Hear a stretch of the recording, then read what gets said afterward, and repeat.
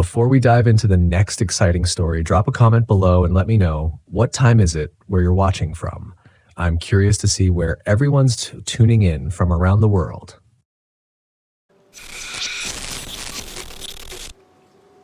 Before we dive into today's journey, have you ever experienced something strange while out camping? Share your story in the comments below, and let's build this haven of eerie campfire tales together. I used to believe the wilderness was honest. When I parked my 1978 Volkswagen Westphalia under the blood orange sky of Utah's Zion National Park, I told myself the land couldn't lie. Trees didn't wear masks. The wind didn't pretend to be something it wasn't. Nature could be brutal, yes, indifferent even, but it never tried to deceive you. Not like people did.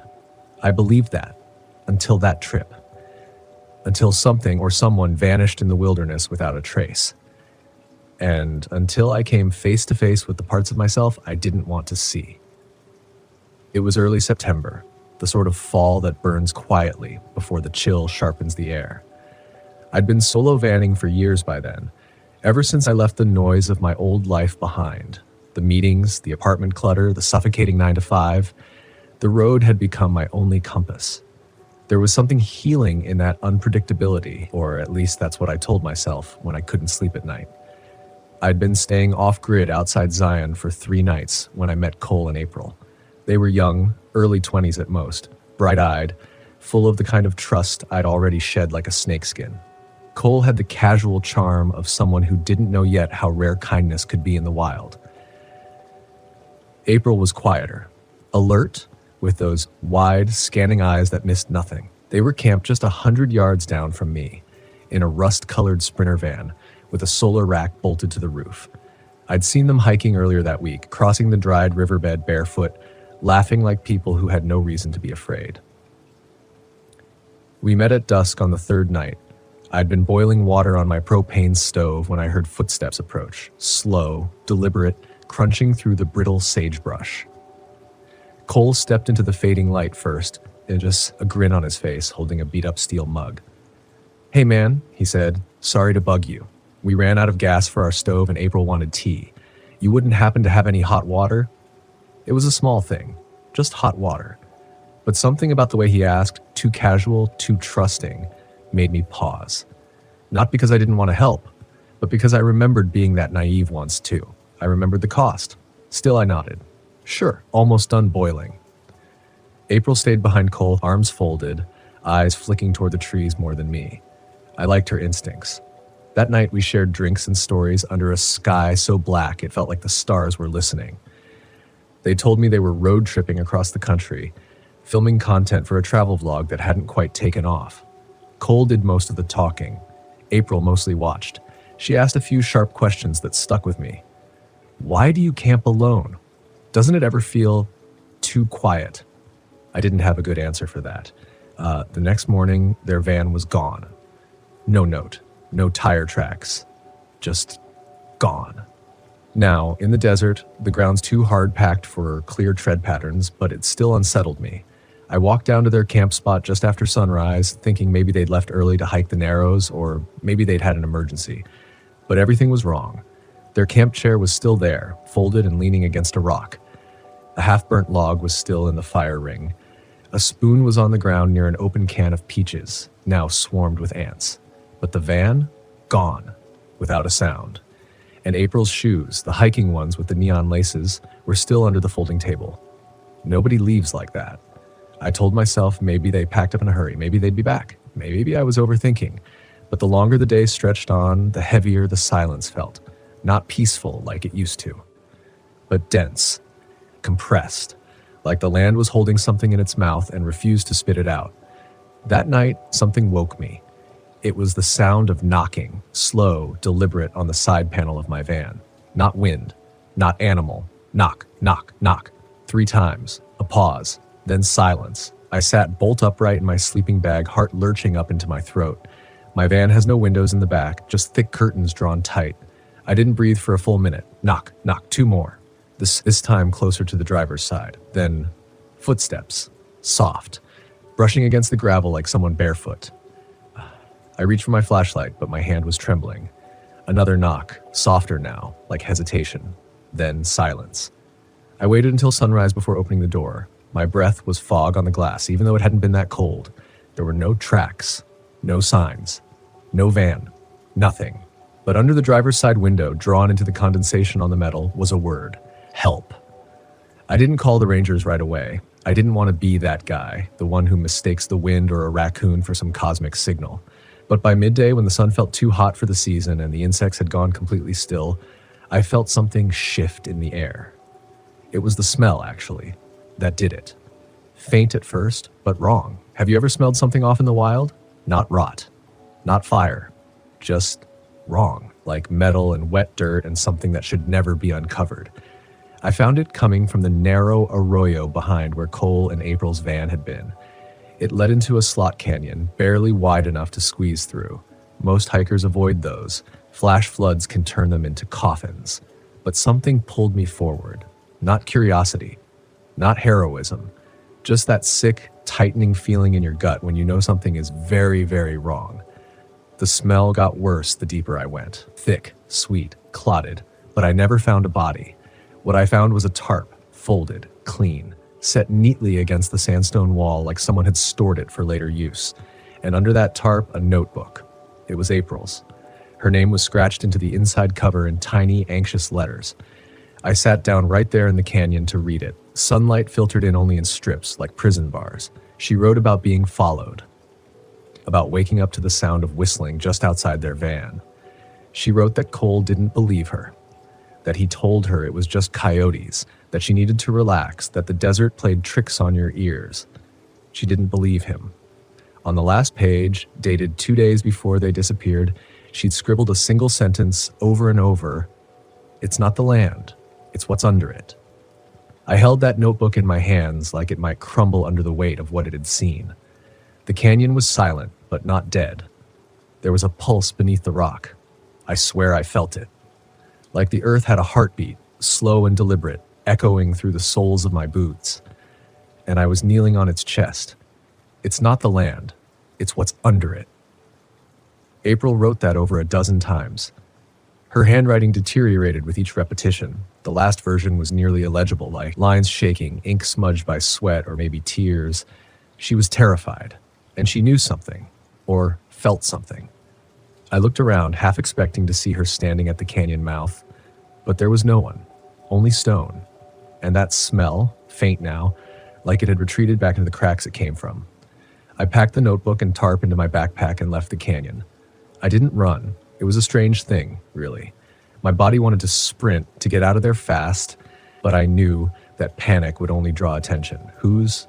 I didn't know, but I felt watched, like whatever was under the land didn't want to be seen, and it didn't like that I'd found even a piece of it. Back at my van, I locked the doors for the first time in months, pulled the curtains. I sat in the driver's seat, hands clenched on the wheel, the keys dangling but unmoved. I should have left right then. Should have driven down the washboard road to the nearest ranger station, handed over April's notebook, told them everything. But fear does strange things to you. It makes you second-guess what you know, what you felt. It burrows into the soft parts of your memory and distorts them like heat shimmer on pavement. I slept that night in a half-dream.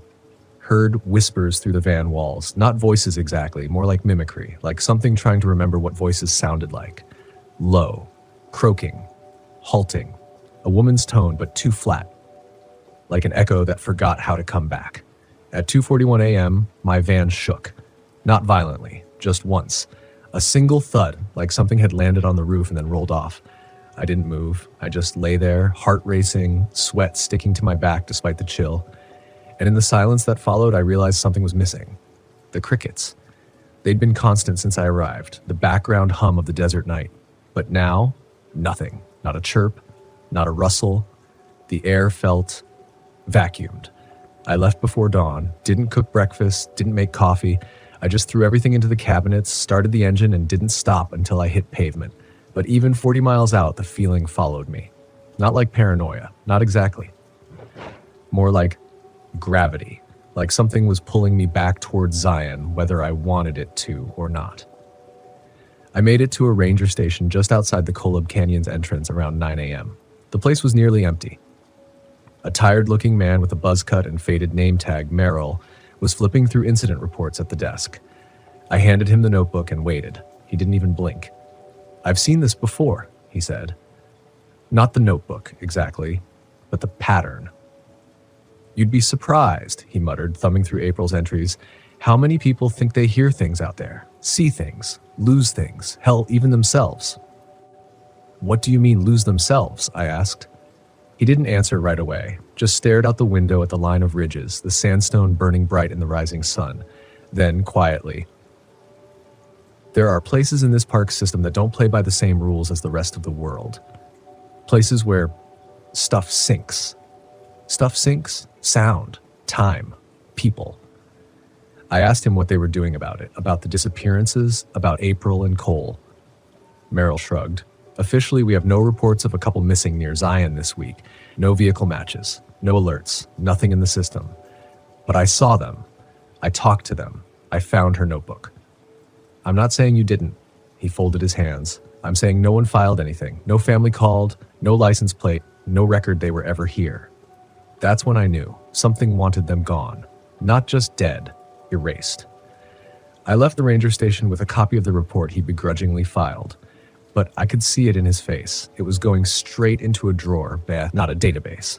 Back in the van, I pulled over in a rest area off I-15 and just sat there, trying to breathe. That's when I noticed something in the passenger seat. A map. Folded clean. Not mine. It wasn't from any modern park brochure. It was hand-drawn. Faded. The paper yellowed and cracking at the edges. But there was Zion, marked in old ink. Arches. Canyonlands. Bryce. And one place circled in red, Devil's Backbone. I'd never heard of it, not on any trail guide, not on Google Maps, not in forums or backcountry books, but it was close.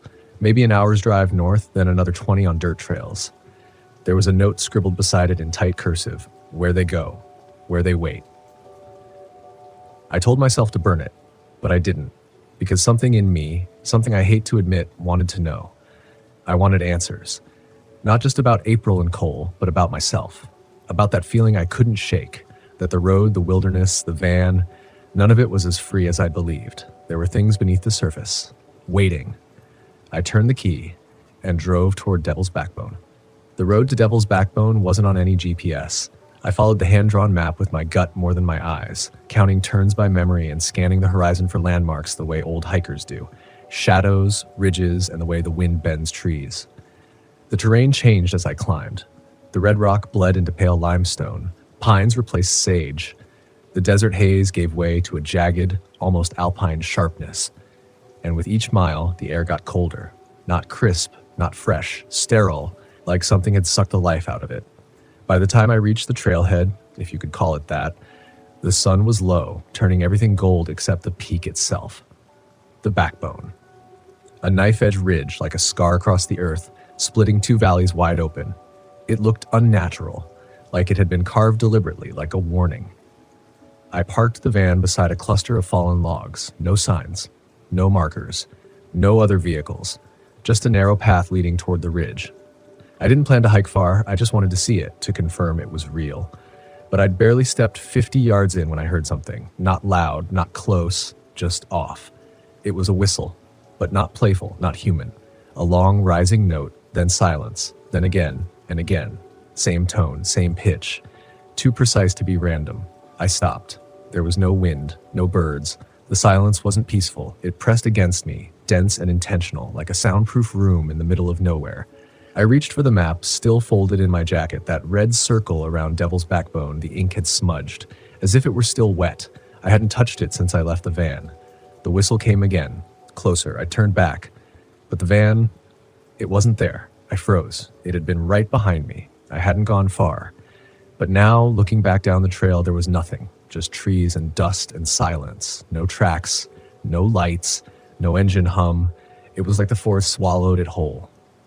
Panic flickered behind my ribs, tight and hot. I started walking fast, not running, not yet.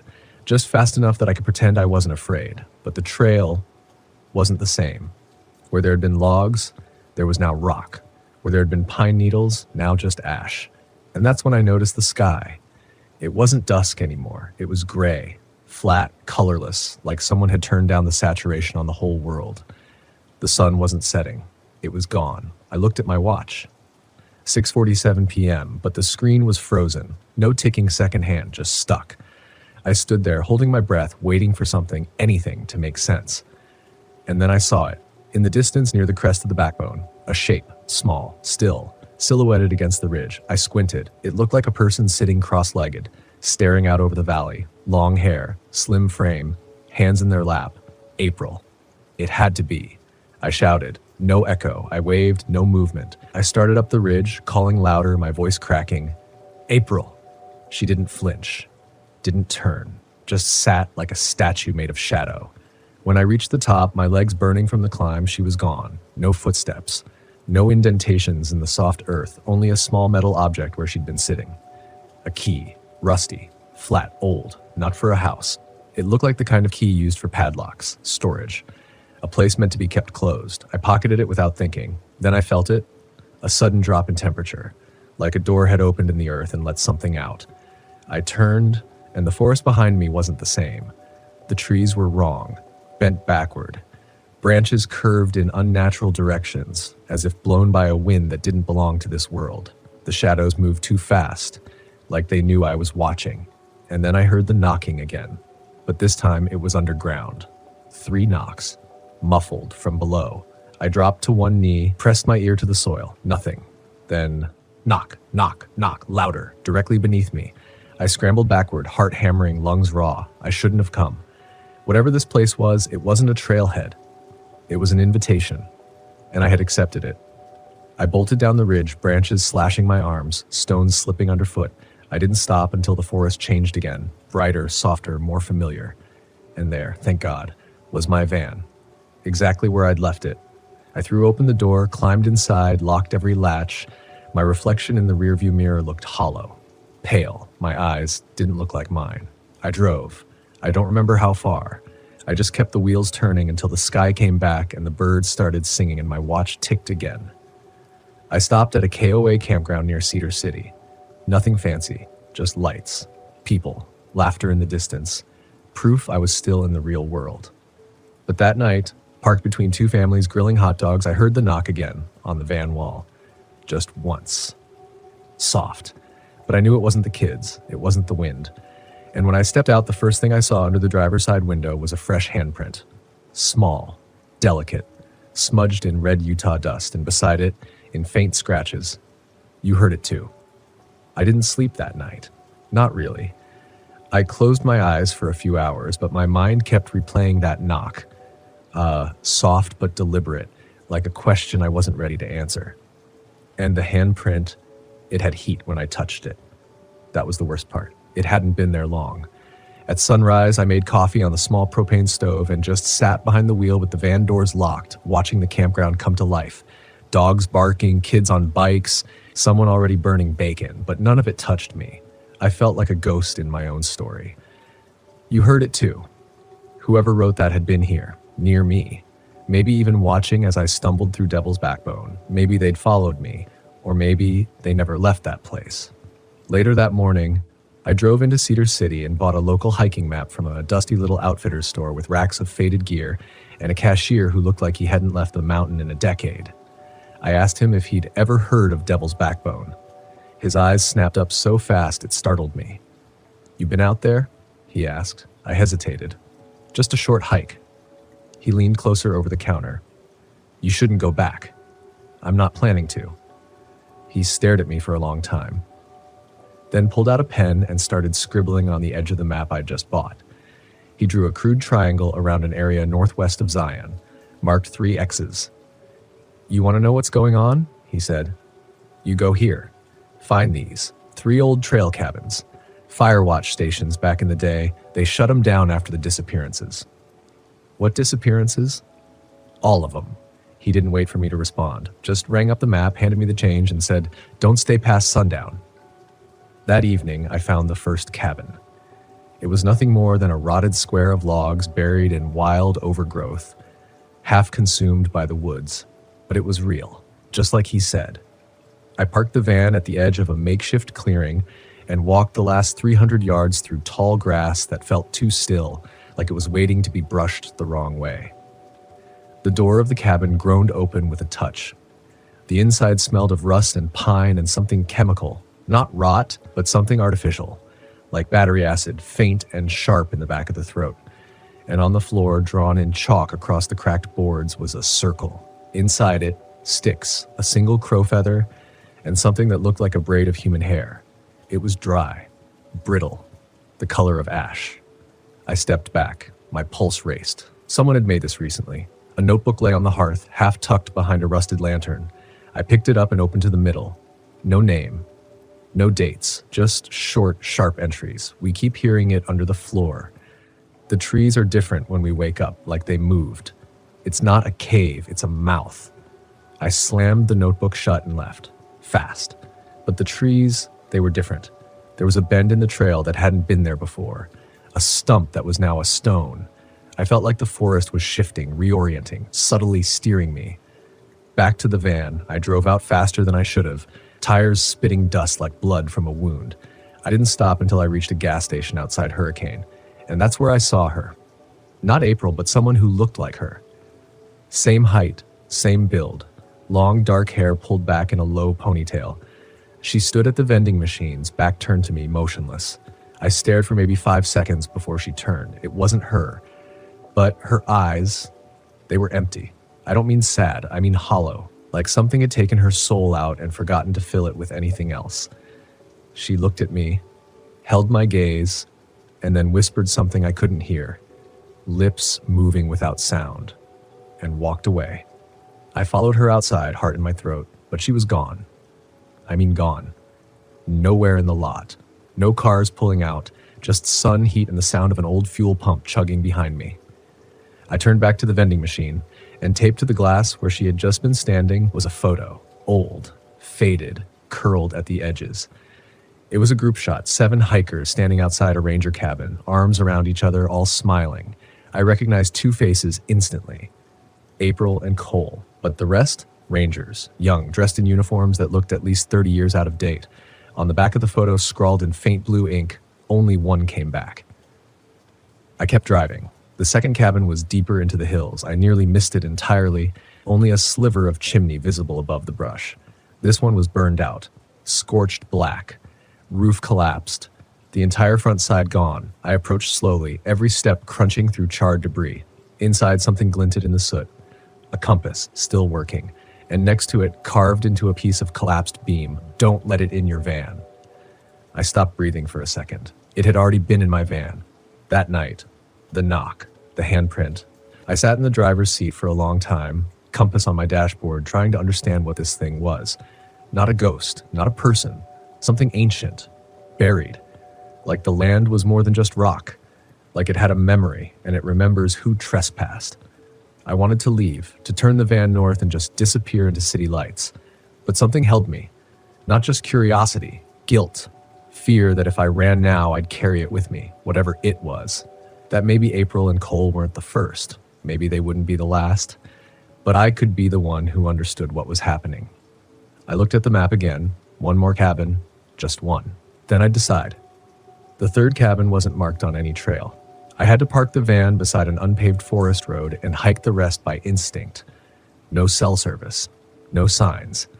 Just the compass, the fading lines of the map, and a direction that felt more like pulling than navigation. I walked for hours. The forest was heavy here. Trees grew too close together, and the air was thick with the smell of wet moss and rusted metal like an old junkyard buried beneath the roots. I saw no birds, no squirrels. Just silence and a faint vibration underfoot like something enormous was breathing beneath the ground. I stopped when I saw it. Not the cabin, the path.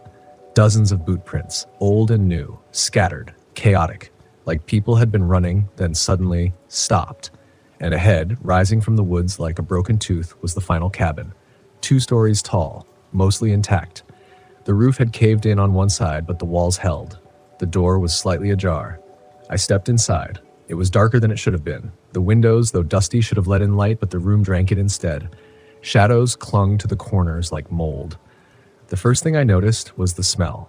Pine, yes, but layered with old sweat, mildew, and something else, a sharp electric scent. Ozone. The second thing was the sound, not loud, not clear, but constant. A low, cycling hum, like distant machinery, coming from beneath the floor. I crept forward. There in the center of the cabin was a trapdoor, unlatched, slightly open. Something cold brushed the back of my neck. Not wind, not breath. Instinct screamed, "Don't open it," but I did. Inside was a narrow wooden staircase descending into darkness. The humming was louder now, mixed with faint knocking, irregular like a hand dragging across wood in frustration. I hesitated. Then I remembered the key I found on the ridge. I pulled it from my pocket, held it in the dim light. It vibrated faintly in my hand. I swear to God, as if recognizing where it belonged. I descended. Each step groaned under my weight. Dust floated in beams from the cracks above like ash suspended in time. The air was colder down there, wet, metallic, and the walls were covered in strange symbols, charcoal lines and looping, unnatural shapes. Not writing, not art, something older. The stairs ended in a square room, not large, not meant for living. And in the center, a metal locker. Tall, bolted to the floor. Padlocked, the key fit. I opened it. Inside there were clothes, a ranger's uniform, neatly hung, a name patch, C. Malden, Cole, and next to the uniform, a notebook. Same kind of battered leather as the one I found in the first cabin. I opened it. This one was clearer, less panicked, a real account. We were assigned to monitor the seismic readings coming out of the backbone. We thought it was tectonic, underground plates shifting, but it wasn't. It was something alive. April saw it first, something in the woods, watching, always just behind the trees. But it wasn't a man. It wasn't even an animal. It knew our names. It knocked on the van every night, same rhythm, same 3 beats. And when we stopped answering, it changed the forest. Paths turned in on themselves. Days didn't pass right. The sky stayed gray for a week. We lost track of time, of each other. One morning, April was just gone. No signs, no note. Only a handprint on the window and a whisper I can't forget. You heard it too.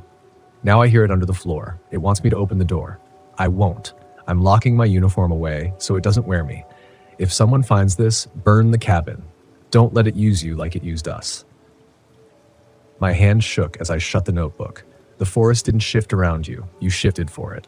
I left the cellar slowly, heart thudding, and as I reached the top of the stairs, I heard it again. Knock, knock, knock.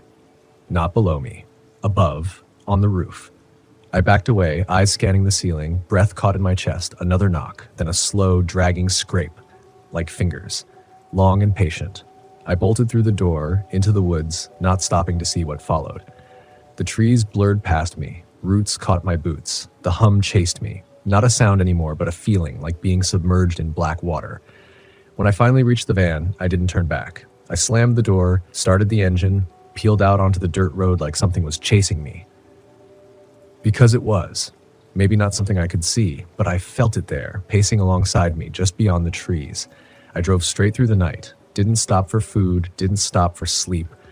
I wanted distance between me and that ridge, between me and the thing that wore shadows like skin. But when I finally pulled into a motel on the outskirts of Flagstaff, exhausted, numb, I saw the photo again, folded under my windshield wiper, the same one from the vending machine. April. Cole, 5 others I didn't know, but this time someone had drawn a thick red circle around my face. I didn't take the photo off the windshield. I didn't touch it at all. I sat behind the wheel of my van for nearly an hour, staring at it through the glass like it might move on its own, like it might open its eyes, like maybe it already had. Because I wasn't in that original picture. I knew I wasn't. I'd seen it in the vending machine, studied it, counted the 7 figures. None of them were me. I wasn't even there yet when that photo was taken. Maybe not even in the same decade. But now I was there. Standing at the edge of the group, half shadowed, face tilted just enough to catch the light. Same jacket I was wearing now, same scars on my knuckles, same haunted look in the eyes. My breath came shallow, a cold sweat rose on my skin. I felt the air around me tighten, close in, like the cab of the van had become a box, a coffin, something built to seal and never open again. I drove with shaking hands. No destination, just motion, just escape. But something had changed. The road signs blurred when I passed them, literally blurred like unreadable text in a dream. The radio stuttered. Every third second, the music would drop out and a whisper would slide in, soft as static. You heard it too. I ripped the aux cord out, turned off the speakers, but I still heard it. Not in the air now, but inside. A sound with no ears, a voice with no source. That night, I pulled into a truck stop on the Arizona-Nevada line, parked beside a row of semis, killed the lights, and locked the doors tight. I climbed into the back and buried myself in blankets, trying to disappear into the warmth. And that's when the knocking started again. This time, not on the side panel. Inside. Under the van, beneath the frame. 3 times. Slow. Heavy. I held my breath. Another knock. The metal groaned like something was pressing up from underneath. I grabbed my flashlight and dropped to the floor, crawling toward the center hatch where I stored my tools. I flicked the light on and pulled up the panel. Nothing. Just the empty cavity beneath the chassis. But something was down there. I could feel it. A pressure. Like standing next to a speaker, pumping bass you couldn't hear but could still feel in your bones. And then the flashlight died. Instantly. No flicker. No dimming. Just black. I froze. And in that dark, I swear I saw it. A shape. Crawling, slow and wrong. Human in outline, but thinner. Elongated. Limbs that moved like liquid. No eyes. No face. Just the suggestion of one, half seen in the black. I slammed the hatch shut and rolled back onto the bed, clutching my chest, heart racing. The van rocked once, like something had pushed it. Then silence. Morning came too bright, too fast. I hadn't slept. My body had shut down for maybe an hour, and when I woke up, everything felt off. Like I'd been moved. Nothing in the van was where I left it. My boots were on the wrong side of the cabin. The driver's seat was tilted back just slightly, and someone had left the notebook open on the dash.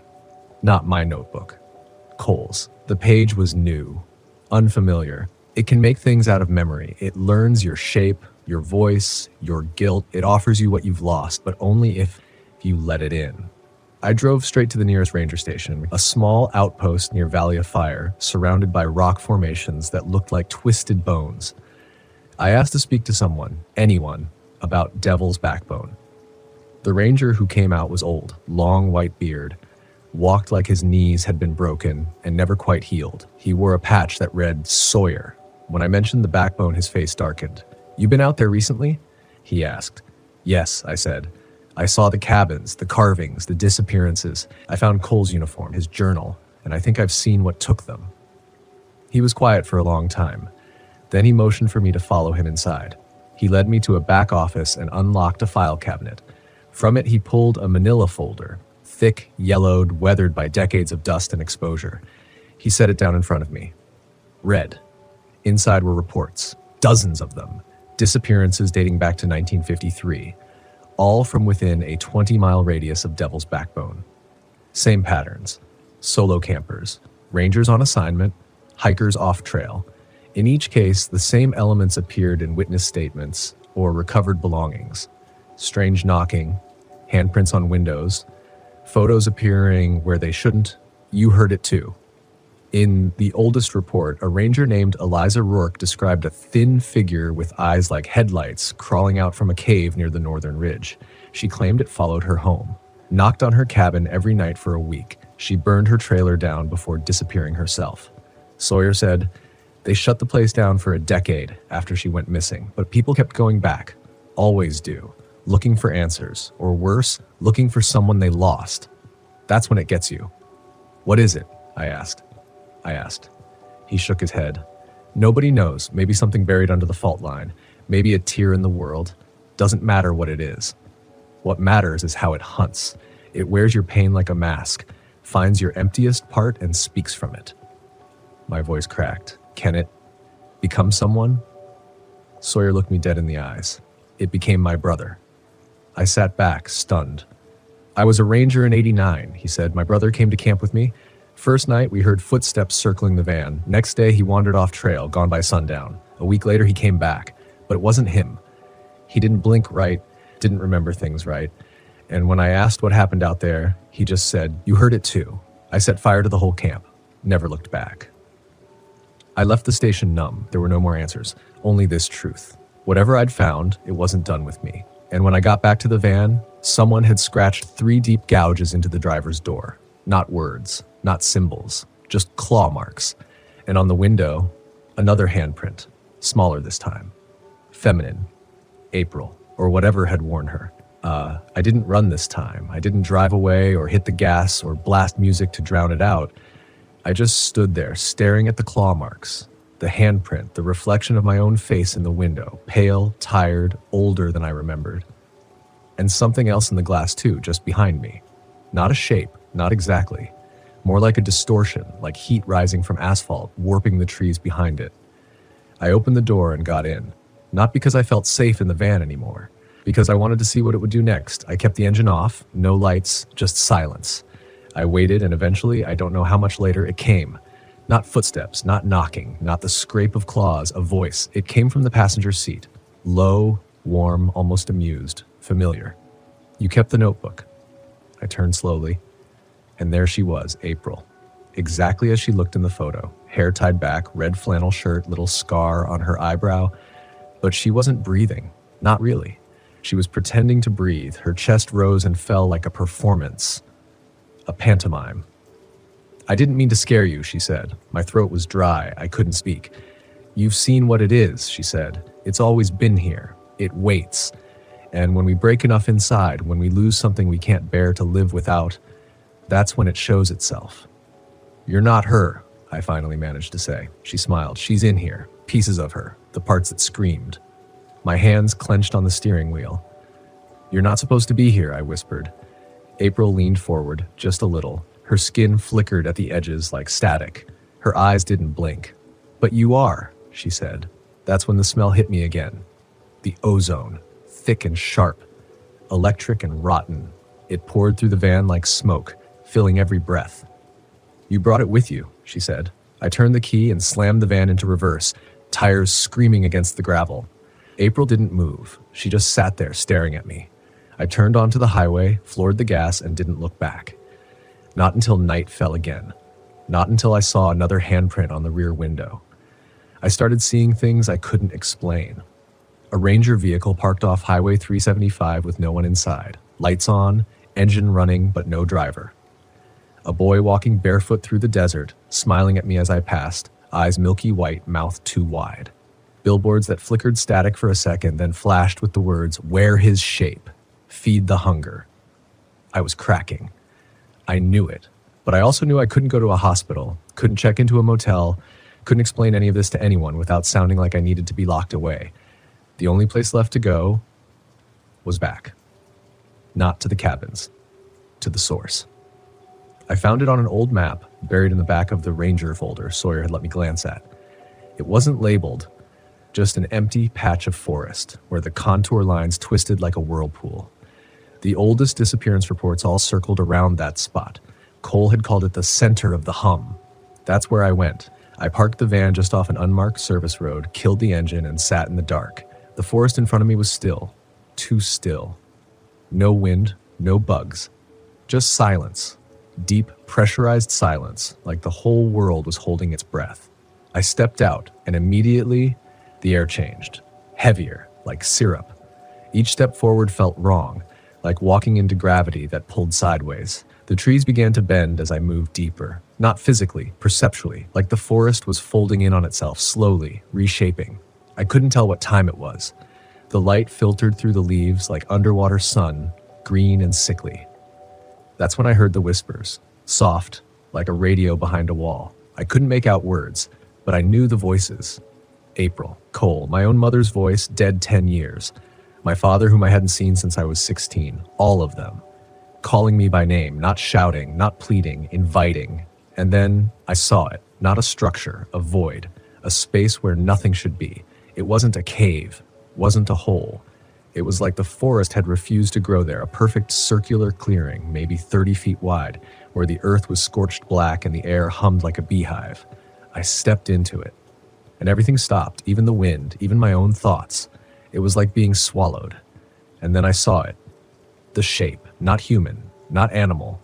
It stood at the far end of the clearing, tall and narrow like it had been stretched too far. No eyes, no mouth, just a smooth gray surface where a face should be. But I felt it watching. And behind it, oh God, behind it, were the others. Half seen, hunched, shuddering, like it had worn them too long and discarded the husks, and one of them, one still standing, was wearing my face. I couldn't move. It walked forward step for step, matching me. It didn't breathe. It just was. And when it opened its mouth wide, too wide, I heard every voice I had ever lost speaking at once. You heard it too. I screamed. Not in fear, in rage. I charged. I don't know what I thought I'd do. Fight it? Tackle it? Rip the mask off? But before I reached it, the ground gave way beneath me, and I fell.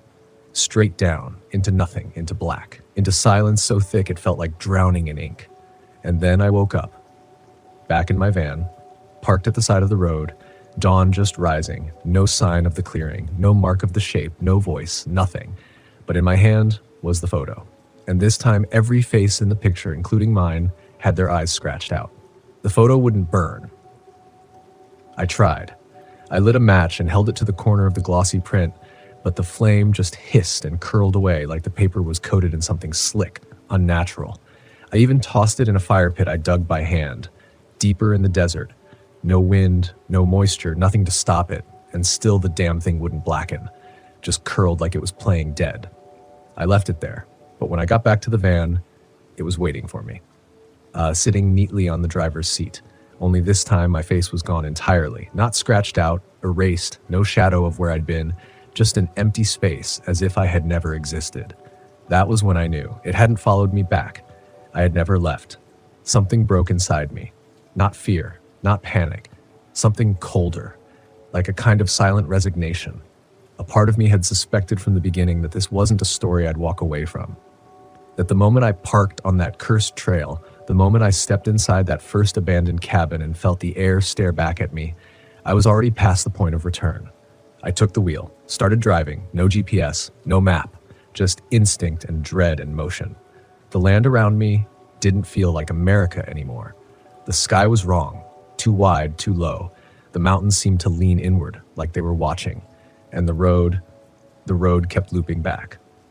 No matter how far I drove, I passed the same dead coyote 3 times. Same crushed jackrabbit, same old sign, rusted and unreadable. It was like a track, a loop, a trap. At dusk, I stopped, not because I wanted to, because the van shut off by itself. Every light went out. The engine died mid-turn, and the temperature inside dropped like a stone. I opened the door and stepped out. The desert was silent, not empty, watching. And across the sand, maybe 30 feet away, something stood in the twilight, not the shape, me, or something that looked exactly like me. Same clothes, same posture, same expression of exhausted dread. It raised its hand, and so did I, but not voluntarily. It moved me, like a puppet. I tried to fight it, tried to scream to break the pose, to drop to the ground, but my limbs wouldn't obey. My breath caught in my throat like someone else was borrowing my lungs. The thing across from me smiled and spoke in my voice. You left the door open. Suddenly I was back in the van, not sitting, slumped in the passenger seat. The driver's seat was occupied by it, me. It didn't even look at me, just stared forward through the windshield. The keys turned. The engine roared to life, and we started driving. I tried to move, couldn't. Tried to scream, couldn't. I was trapped in my own body, or rather beside it, watching this imposter pilot my life. Then the thing turned, and its eyes met mine, and I realized what I was really looking at. It wasn't just wearing me, it was feeding on my fear, on my memories, on every wound I'd never healed, and it whispered, "You made room." That's the part no one warns you about. That grief, if left too long, hollows you, makes space, and something ancient and starved and listening slid into that space. Not all at once, not with claws, but with mirrors.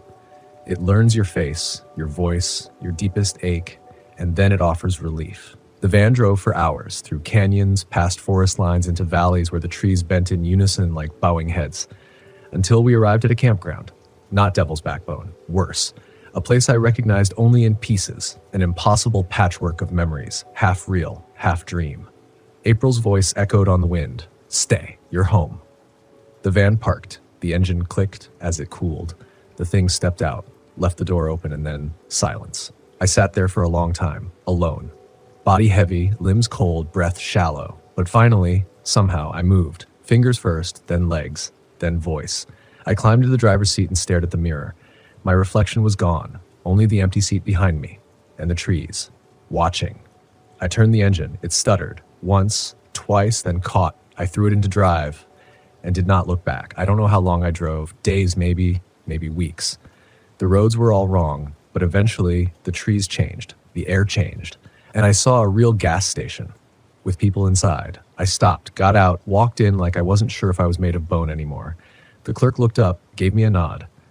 "Rough night?" he asked. I just stared, then asked, "What's the date?" He told me. It had been 6 months. I collapsed in the bathroom, cried until my voice cracked. When I looked in the mirror, my face was back, mostly. But I could still hear it faintly in the back of my head. A soft knock, waiting. I don't go camping anymore.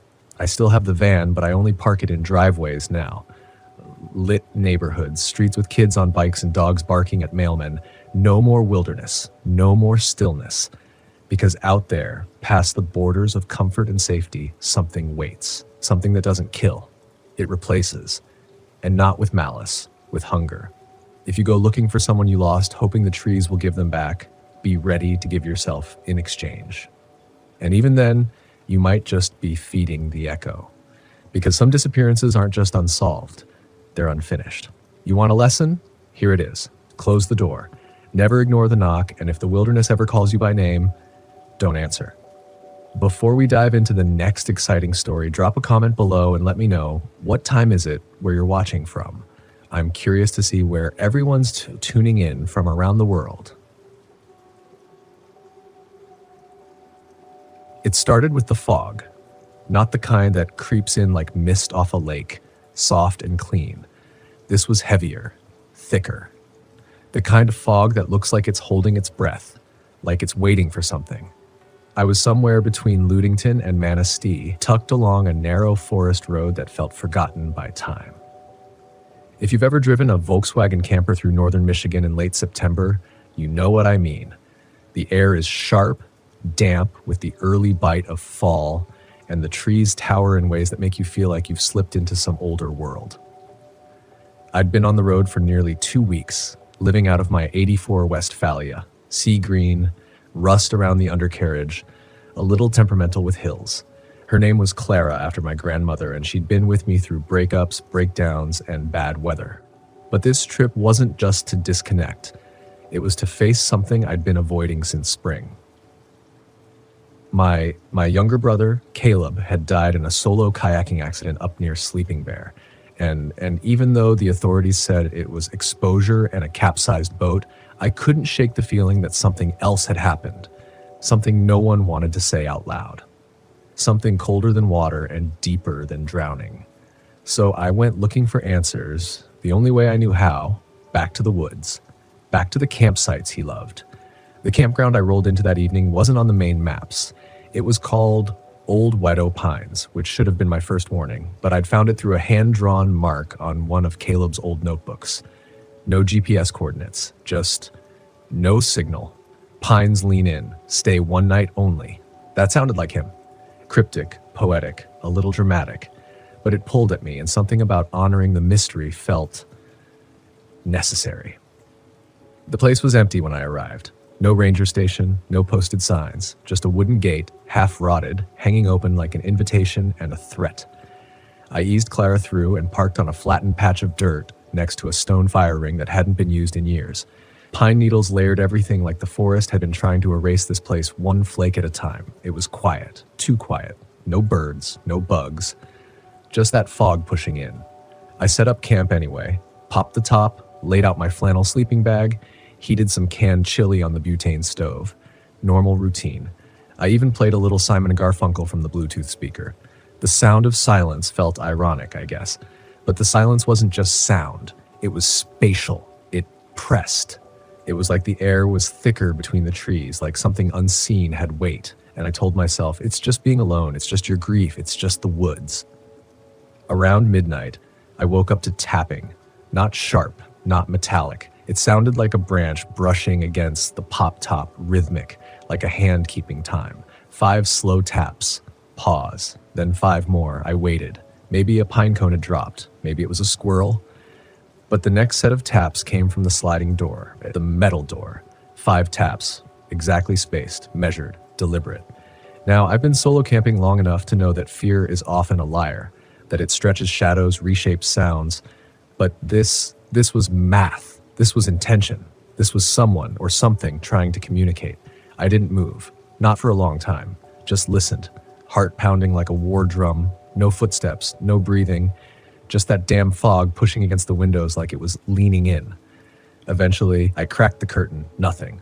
Just fog and outlines of trees that looked vaguely like figures if you stared too long. I told myself again, just wind, just forest rhythm.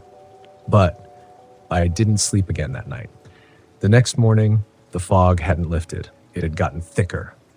The sky was a blanket of wet white, and the sun felt miles away. I stepped outside, boots crunching on the dry pine needles, and noticed something off. All the trees, the ones closest to the van, they weren't standing straight. They were bent, not broken, not fallen, just leaning slightly toward the van. I turned in a slow circle, heart crawling up into my throat. They weren't like that the night before. The air smelled metallic, like old blood and wet iron. My skin prickled, and for the first time in years, I felt watched. I packed up fast. Too fast. Didn't eat, didn't brush teeth, just threw everything in the cabinets, slammed the pop top shut, and turned the ignition. Nothing. Clara coughed once, then died. Dashboard lights flickered, then went out completely. Battery? Maybe, but I'd checked it 2 days ago. It had been fine. Nothing drained it. No lights left on. The engine was just dead. I tried again. Nothing. Third try. Still nothing. I cursed, kicked the clutch, popped the back, and checked the battery anyway. Looked fine. Clean.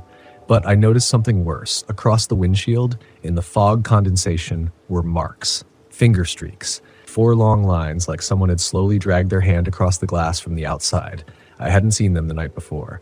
I stepped back, and as I did, the hair on my arms rose like static. I felt the air shift. Not temperature, but pressure, like the forest was inhaling. Then, from the woods, a sound. Quiet. Almost imperceptible. A clicking. Not animal. Not wind. Teeth. It sounded like teeth. Not chewing, not snapping. Just clicking, like someone chattering their jaw with nothing in their mouth. It came from the left, then the right. Then behind me. Surrounded. I didn't scream. Not yet. Instead, I stood very, very still. I learned that from my brother. Sometimes stillness is safer than running. But even still, I could feel it. A shape close to the ground, watching, not breathing. Just clicking. And then a voice. High. Childlike, but wrong. Echoed too cleanly in the fog. It whispered from just behind the trees, "One night only." I froze. That was Caleb's note, word for word. My knees went weak. Because that voice, as twisted and wrong as it sounded, had said it exactly the way Caleb would. Same rhythm, same softness, but he was dead. And whatever was out there, it wasn't him. The fog swallowed the sound as soon as it came, like the forest didn't want it repeated. That voice, that imitation, it cut through me in a way that sound shouldn't be able to. It didn't just unsettle me, it violated something inside me, like it reached through grief and memory and scraped. I stepped backward toward the van, slowly. My boots felt loud, crunching against the damp earth and brittle pine. Every sound I made felt like an alarm, like I was alerting something not to my presence, but to my movement. I got to the door, opened it as quietly as I could, slid inside, locked it. Even though deep down I knew locks weren't going to matter here. The clicking had stopped, but now I heard something worse. Breathing from under the van. No, not breathing. A slow drag like fabric against earth. No pattern, no shuffle. I grabbed my flashlight, the old mag light that had survived thunderstorms and engine fires, and switched it on. A beam punched through the interior, casting shadows across the cabin. I held my breath.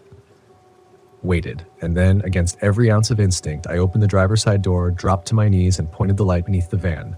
Empty. Just needles, dirt, and the smell of metal. I exhaled. My body trembled, not from cold, but from the tightening grip of something more ancient. Dread. And then, the light flickered. Not the flashlight, the fog. It pulsed, briefly, like a camera flash in the distance. For 1 second, the trees surrounding the campsite shifted.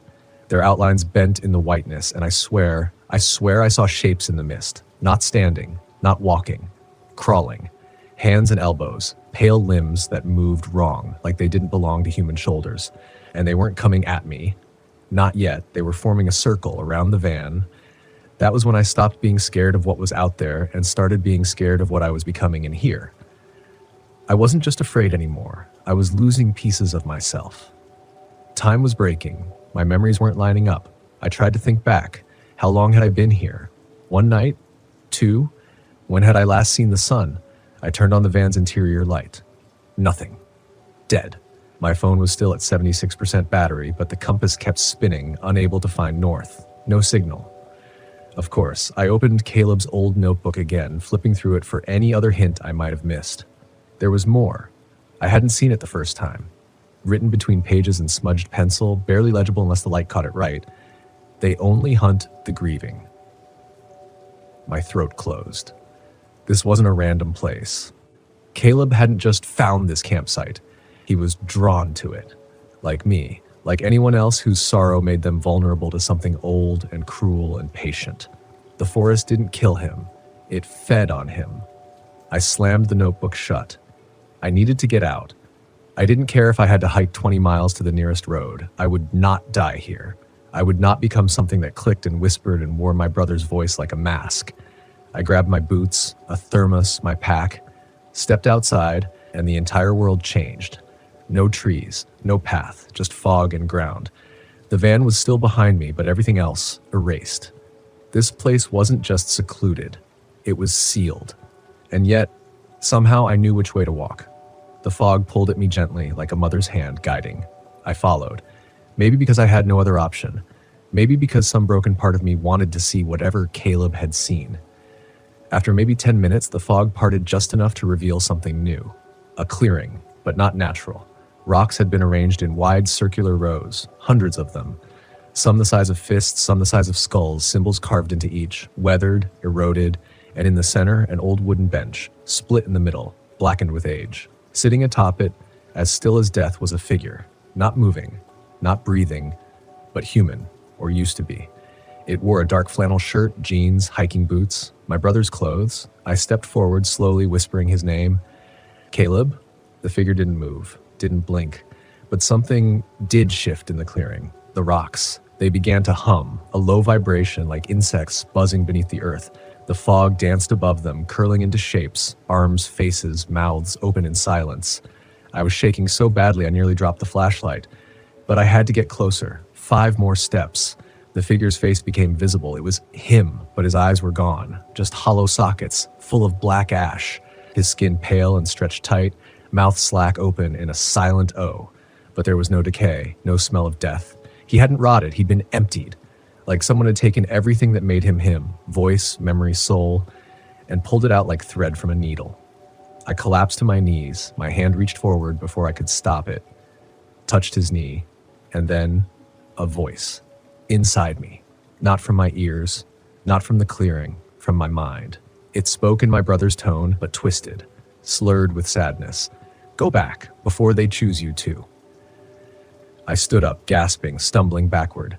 The fog surged, shapes lunged out of it, not fully formed, but enough to move, crawling, grasping, dozens of them, whispering names I'd forgotten, places I'd buried, guilt I hadn't faced. They didn't want my body, they wanted my grief. It was food.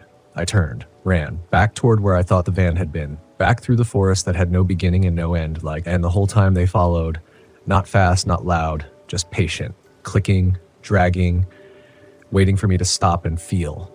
I didn't, not yet. I didn't look back. I couldn't. Every instinct in me screamed to, because the sound was close now. The clicking wasn't distant anymore. It was right behind me, overlapping with something else, a dragging, slithering breath as if the fog itself had lungs. I crashed through trees that weren't there the night before, ducking beneath low limbs, stumbling over stones that seemed to rise out of nowhere. My boots slipped against soft, wet moss. Branches clawed at my coat like fingers, like they didn't want to let me leave.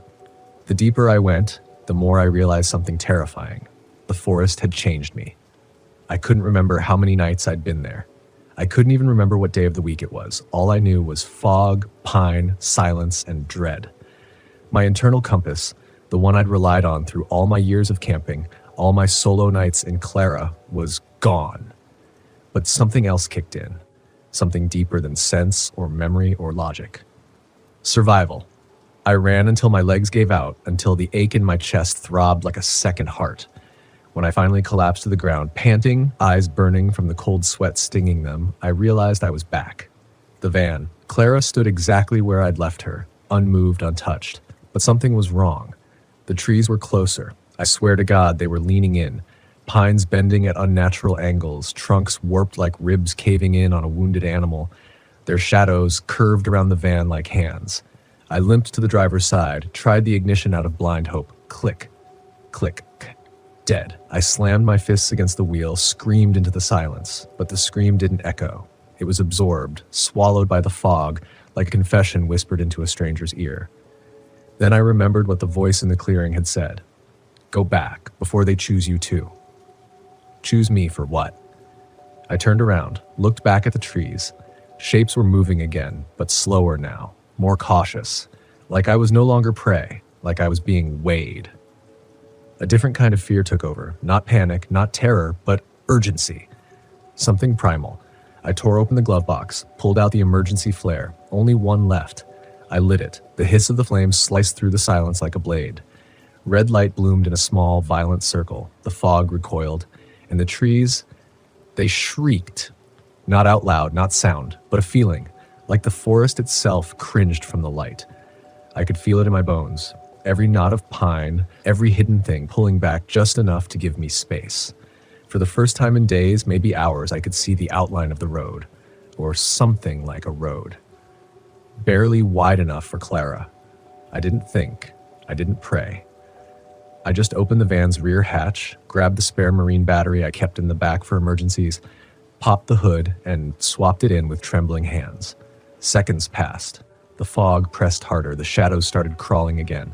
The clicking returned, but now frantic, desperate, like something starving. I got back in the driver's seat, turned the key. Clara coughed, once, twice, then roared to life. Tears sprang to my eyes, not joy, not relief, but something more desperate, the feeling of being just barely alive. I slammed the gearshift into reverse, spun out of the circle of leaning trees, and peeled onto the dirt track. The van bounced, groaned, metal screaming against potholes and pine roots. But she moved. The fog chased me. I saw it in the mirror, like it was being pulled toward me, unraveling itself, reaching in long gray tendrils that curled around the taillights. Then the road ended. Abrupt. Sharp. Blacktop. Somehow, impossibly, I was back on a highway. The fog stopped like it hit a wall, not retreating, just hovering at the edge, like it wasn't allowed to cross. I pulled over, hands shaking, headlights illuminating an old green road sign. M55 east to Cadillac, 14 miles. I sat there for 20 minutes, maybe more, until the sun finally began to rise over the tree line, orange and wide, breaking through the fog with lazy defiance. And I cried. Not because I made it out, but because I almost didn't. 2 weeks later, I got the call from the DNR office in Manistee. I'd sent in Caleb's notebook, hoping someone would make sense of the coordinates, of the strange carvings of the voices. The man on the phone, an older ranger named Hollis, sounded uncomfortable. I don't know what you think you saw, son, he'd said. But that campground, Old Widow Pines, it's not real. I paused. What do you mean, not real? There's no record of it. Not in any logs, not in any historical surveys. And I've been working this region for 34 years. If it was a legit site, I'd know. Closest thing we had to that name was a homestead back in the 1930s. A woman lived out there with her son. Both disappeared. Locals say it was grief. Husband died in a fire. She went mad. Carved strange symbols in the trees. They say she used to walk the woods, calling for things to take her pain away. What things? He went quiet for a long time. Then, flatly, there are places in these woods, son, that don't belong to maps. Places that open only when you carry something heavy enough. That's all I'll say. He hung up. Since then, I haven't gone back to Michigan. Clara still runs, mostly. I keep her tuned, keep the cabinet stocked, keep the lights working, but something in me changed that trip. Not just fear, not just survival, awareness. I still camp alone, I still chase silence, but I don't trust the woods the way I used to, because grief isn't just a feeling. Sometimes it's a signal, sometimes it opens doors, and sometimes those doors don't lead back out. It's strange what fear doesn't do to you. I always thought fear would fade, or at least dull, once you got back to safety. I assumed that the body, once it knew you were okay, would loosen its grip, lower its guard, let you sleep. But that's not what happened. What happened was the opposite. When I got home to Ohio, when I finally parked Clara outside my little one-story place in Athens and collapsed onto the couch, that's when the worst part began. The quiet. It wasn't peaceful anymore. It wasn't calm. The quiet now had an edge, a thin, invisible blade that hung in the air, always ready, always near the skin. And at night, that's when it clicked. Not literally. Not the sound from the forest, but a feeling. A snap deep inside the mind, like a door opening that I hadn't realized I'd left unlocked. I would wake up sweating. Always at the same time. 3:47 a.m. I'd sit up, heart pounding, waiting for the fog. Not metaphorical, not emotional. I mean the actual fog. Waiting for it to roll beneath the doorframe, rise up from the floorboards, carry the sound of something crawling across the ceiling. But nothing ever came. And that was worse, because it meant whatever had marked me didn't need to appear anymore. It had already gotten what it wanted.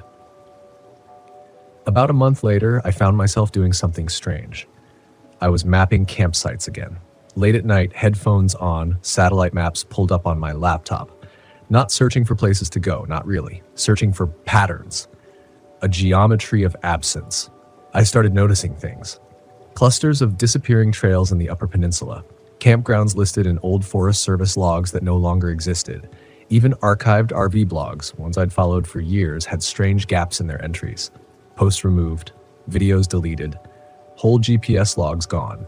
One forum post in particular haunted me. It was from 2014.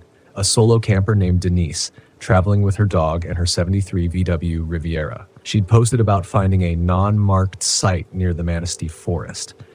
Said it wasn't on her maps, but looked maintained, like someone had used it recently. She mentioned weird symbols on birch trees. Her final post ended with a sentence I'll never forget. Dogs started growling at 3:45 a.m., thought it was coyotes. Heard someone whispering my name in the exact voice of my ex. He died in 2009. Then, nothing. Her account never posted again. That was what did it. That was the moment I knew. I wasn't alone.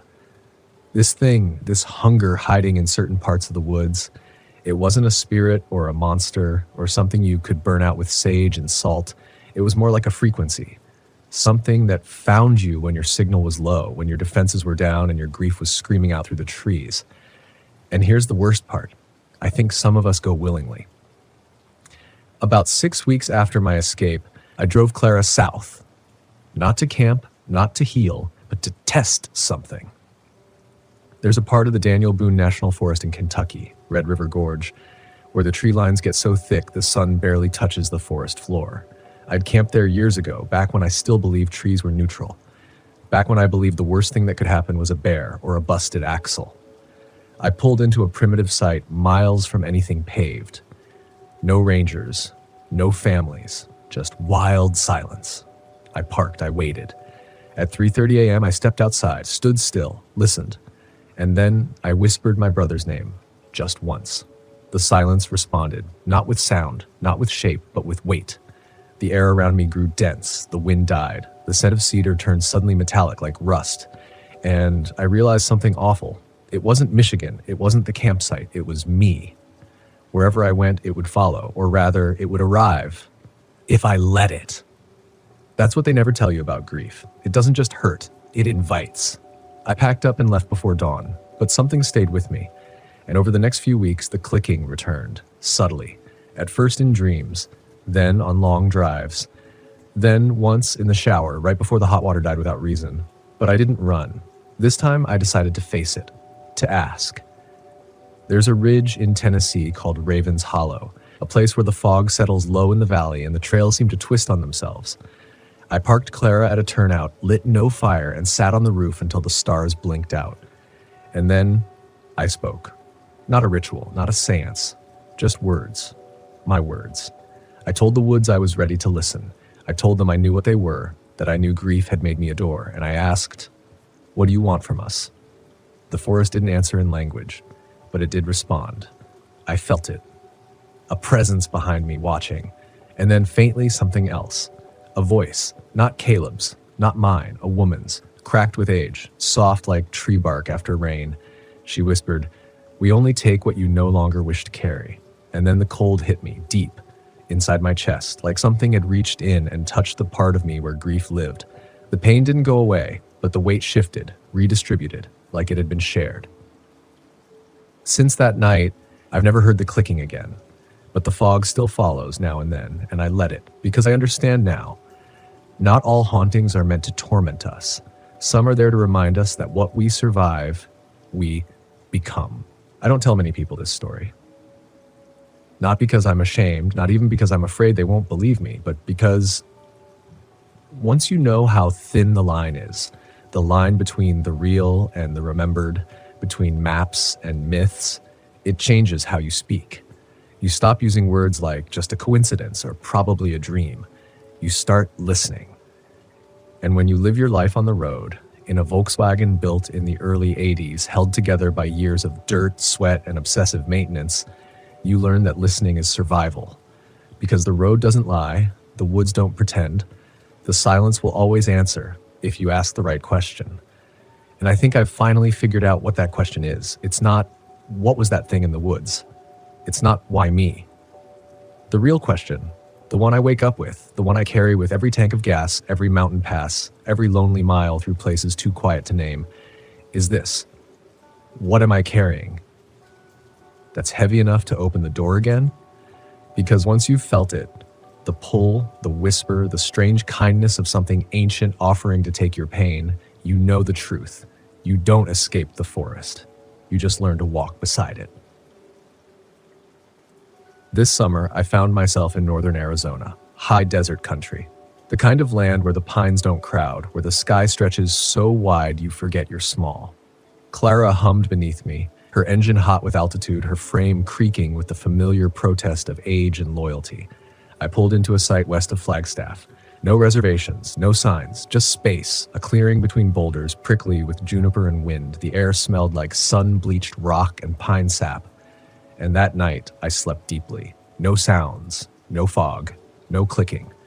But right before I drifted off, I had a moment, a flash of that woman's voice, the one from the ridge in Tennessee. "We only take what you no longer wish to carry." And I realized something that finally made the grief shift inside me. I've been carrying my brother for 15 years, ever since the accident, ever since the wreck that took him while I was 1,000 miles away, chasing nothing in the California desert. I wasn't there to hold his hand. I wasn't there to say goodbye. And I think, without knowing it, that's why I started camping. Not for escape, not for thrill, but because I needed the silence to scream into. Because out here, the world slows down enough for grief to take shape. Out here, the ache becomes something you can point to. A bend in the road, a quiet lake, a fogged-over trail with no destination. There's a power in these places, not just danger, not just dread, but something older. The woods, especially in Michigan, especially in that crooked band between Grayling and the Manistee River, they remember what we forget. They echo the things we bury. They open not to swallow us whole, but to show us what we refuse to face in daylight. Some people never come back, and I get it now, because sometimes if you don't have someone waiting on the other side, a person, a purpose, a reason, it's easier to stay with the silence, to dissolve into it. But I did come back, and now I carry something new. Not just grief, but meaning. Not just memory, intention. I camp differently now. I don't just find places that feel safe, I find places that feel true. And when I hear the wind shift at 3:47 a.m., when I see the fog roll through the trees just a little too fast, I don't panic. I close my eyes, I breathe, and I listen. Because there's a conversation happening out here, one that's older than engines, older than lanterns, older than the idea that the woods are something to conquer. It's a conversation between what we are and what we've lost. And sometimes if you're still enough, if you've emptied yourself enough to let the weight rise, the woods will speak. Not to hurt you, not to scare you, but to mirror you, to say, we remember and we're listening too. So, if you're ever driving north, past Grand Rapids, past Cadillac, past those winding roads no one seems to monitor anymore, and you find yourself lost between a name on a map and a place that doesn't appear on GPS, trust your instincts, trust your fear. And above all, trust your grief, because what you carry matters. And sometimes it's the only thing that can open the door.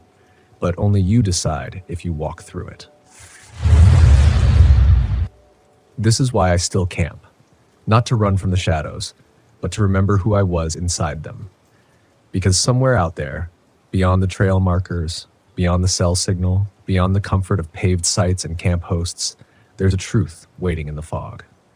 A truth that says you're not alone, not in your fear, not in your loss, and not in your hope.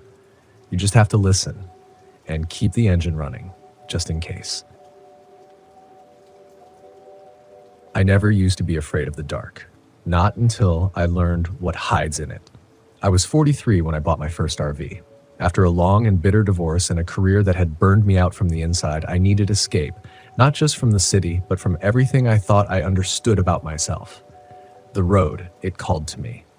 Endless, anonymous, wide open. I told myself I was chasing peace, but in truth, I think I was running. Maybe still am. That first summer, I drove west from Missouri. By the time I hit the Colorado state line, I'd gone through half a notebook scribbling thoughts I couldn't say aloud. The mountains rising ahead felt like a kind of promise. Like if I could just disappear into those trees, I might find what I'd lost years before. I pulled into a quiet little campground just outside Gunnison, elevation nearly 8,000 feet, trees thick as stories. I remember the smell of pine sap and the high-altitude air that made my chest ache.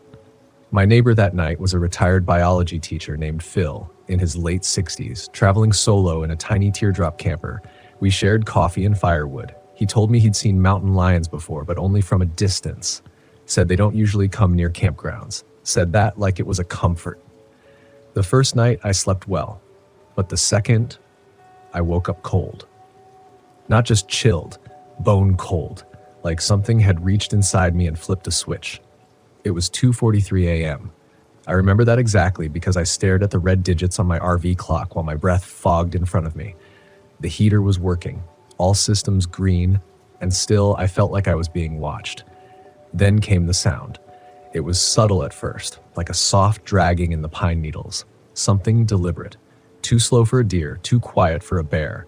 My heart began to race, not from noise, but from the stillness that followed, like the woods were holding their breath. I sat up, eased the curtain back. The moon was bright that night, silvering the tops of the trees. And just outside the edge of my sight, maybe 30 feet out, I saw it. Two eyes, low to the ground, reflective, unblinking. They didn't move like prey, they watched. I froze. My brain tried to rationalize maybe a raccoon, but no, these eyes were too far apart, too level. My breath caught in my throat as I saw the shape shift, just enough to reveal muscle, fur, and a long, low body. Mountain lion. Every instinct screamed to slam the RV door shut, lock it, make noise, anything. But I stayed frozen, watching it watch me. Phil's voice echoed in my mind. They don't usually come near campgrounds, usually. The cat didn't lunge, didn't growl, it just turned slowly and disappeared into the undergrowth like smoke. And yet I didn't sleep again that night. I kept hearing things. Branches cracking, my own heartbeat pounding like footsteps in my ears. In the morning, I told Phil. He listened, nodded solemnly. Then he told me something I've never forgotten. They get curious when people bring smells. Bacon, trash, pets. Sometimes they follow you before you even see them. Sometimes they watch for days. He paused. The trick is realizing you're not at the top of the food chain out here. Not really. I left Gunnison that afternoon, stomach knotted. I told myself I was just moving on, like all RVers do. But I checked my rearview mirror too often. Drove too fast. Weeks passed. I kept heading west into Utah through arches of red stone and whispering winds. And for a while, the fear dulled. I convinced myself it was a fluke, one eerie night, one curious cat. I even started to laugh about it over campfires. Then came Arizona. The desert has a way of tricking you. By day, it's heat and light and sky. At night, it's bone silent, empty in a way that feels cosmic. I parked at a remote BLM site about 2 hours north of Flagstaff. No hookups, no neighbors, just me and the wind. On the third night, the silence broke. This time, it wasn't a predator that came, it was prey. Around midnight, I heard a strange squealing, high-pitched, desperate. It came from just beyond the brush line. I stepped outside with a flashlight, cautious, scanning the low scrub. The beam caught movement. Small, frantic, a jackrabbit. But it wasn't alone. Just behind it, half-crouched, was a coyote, emaciated, its fur patchy, ribs visible. It didn't run from the light. Instead, it looked at me, and I swear, it smiled. Not in the human way, but in the way something starved sees a new variable in the equation. I yelled, threw a rock. It backed off slowly, like it didn't quite believe I was a threat. I went back inside, locked up, but again, I couldn't sleep. Every so often, I'd hear it circling. A soft scrape of claws, a low yip, and each time it came closer. Near dawn, I cracked a window. That was my mistake. The smell hit me first. Rotten, musky, acrid, like wet dog and decay. And then, through the screen, I heard it. Breathing, right outside the window. Slow, rhythmic, measured. I didn't move, didn't breathe. I just listened to the sound of that starving animal, imagining ways it might reach me. It stayed there for an hour, maybe more. And when the sun finally rose, the smell went with it. I didn't see the coyote again. But I started keeping a journal of sounds, of smells, of moments when the environment turned against me. By the time I reached California, I'd convinced myself that I was learning something important. That fear, in its purest form, was teaching me how to live, how to listen, how to see. The redwoods near Crescent City were cathedral tall, and the air was wet with moss and rain.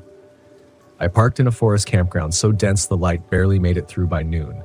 Locals said it was beautiful, mystical. I found it. Heavy. I met a couple there, Dana and Marcus. Early 30s, both teachers on sabbatical, traveling in a rented Winnebago. They had a golden retriever named Elsie. Sweet dog, a bit anxious. On the second night, Elsie vanished. We searched everywhere. Miles of trail. Called her name until our voices cracked. No signs, no sounds, just the oppressive weight of green. Around 4 a.m., I was lying awake, heart still aching from that low, guilty sense of helplessness when I heard a bark. Short, sharp, then silence. I woke Dana and Marcus. We followed the sound, flashlights cutting through mist, and there, half buried in fallen needles, we found Elsie, alive. But something had tried to drag her, claw marks on her side, fur missing, deep cuts. Whatever had taken her had tried to pull her underground into some kind of tunnel or burrow. The ranger later told us it was likely a badger den.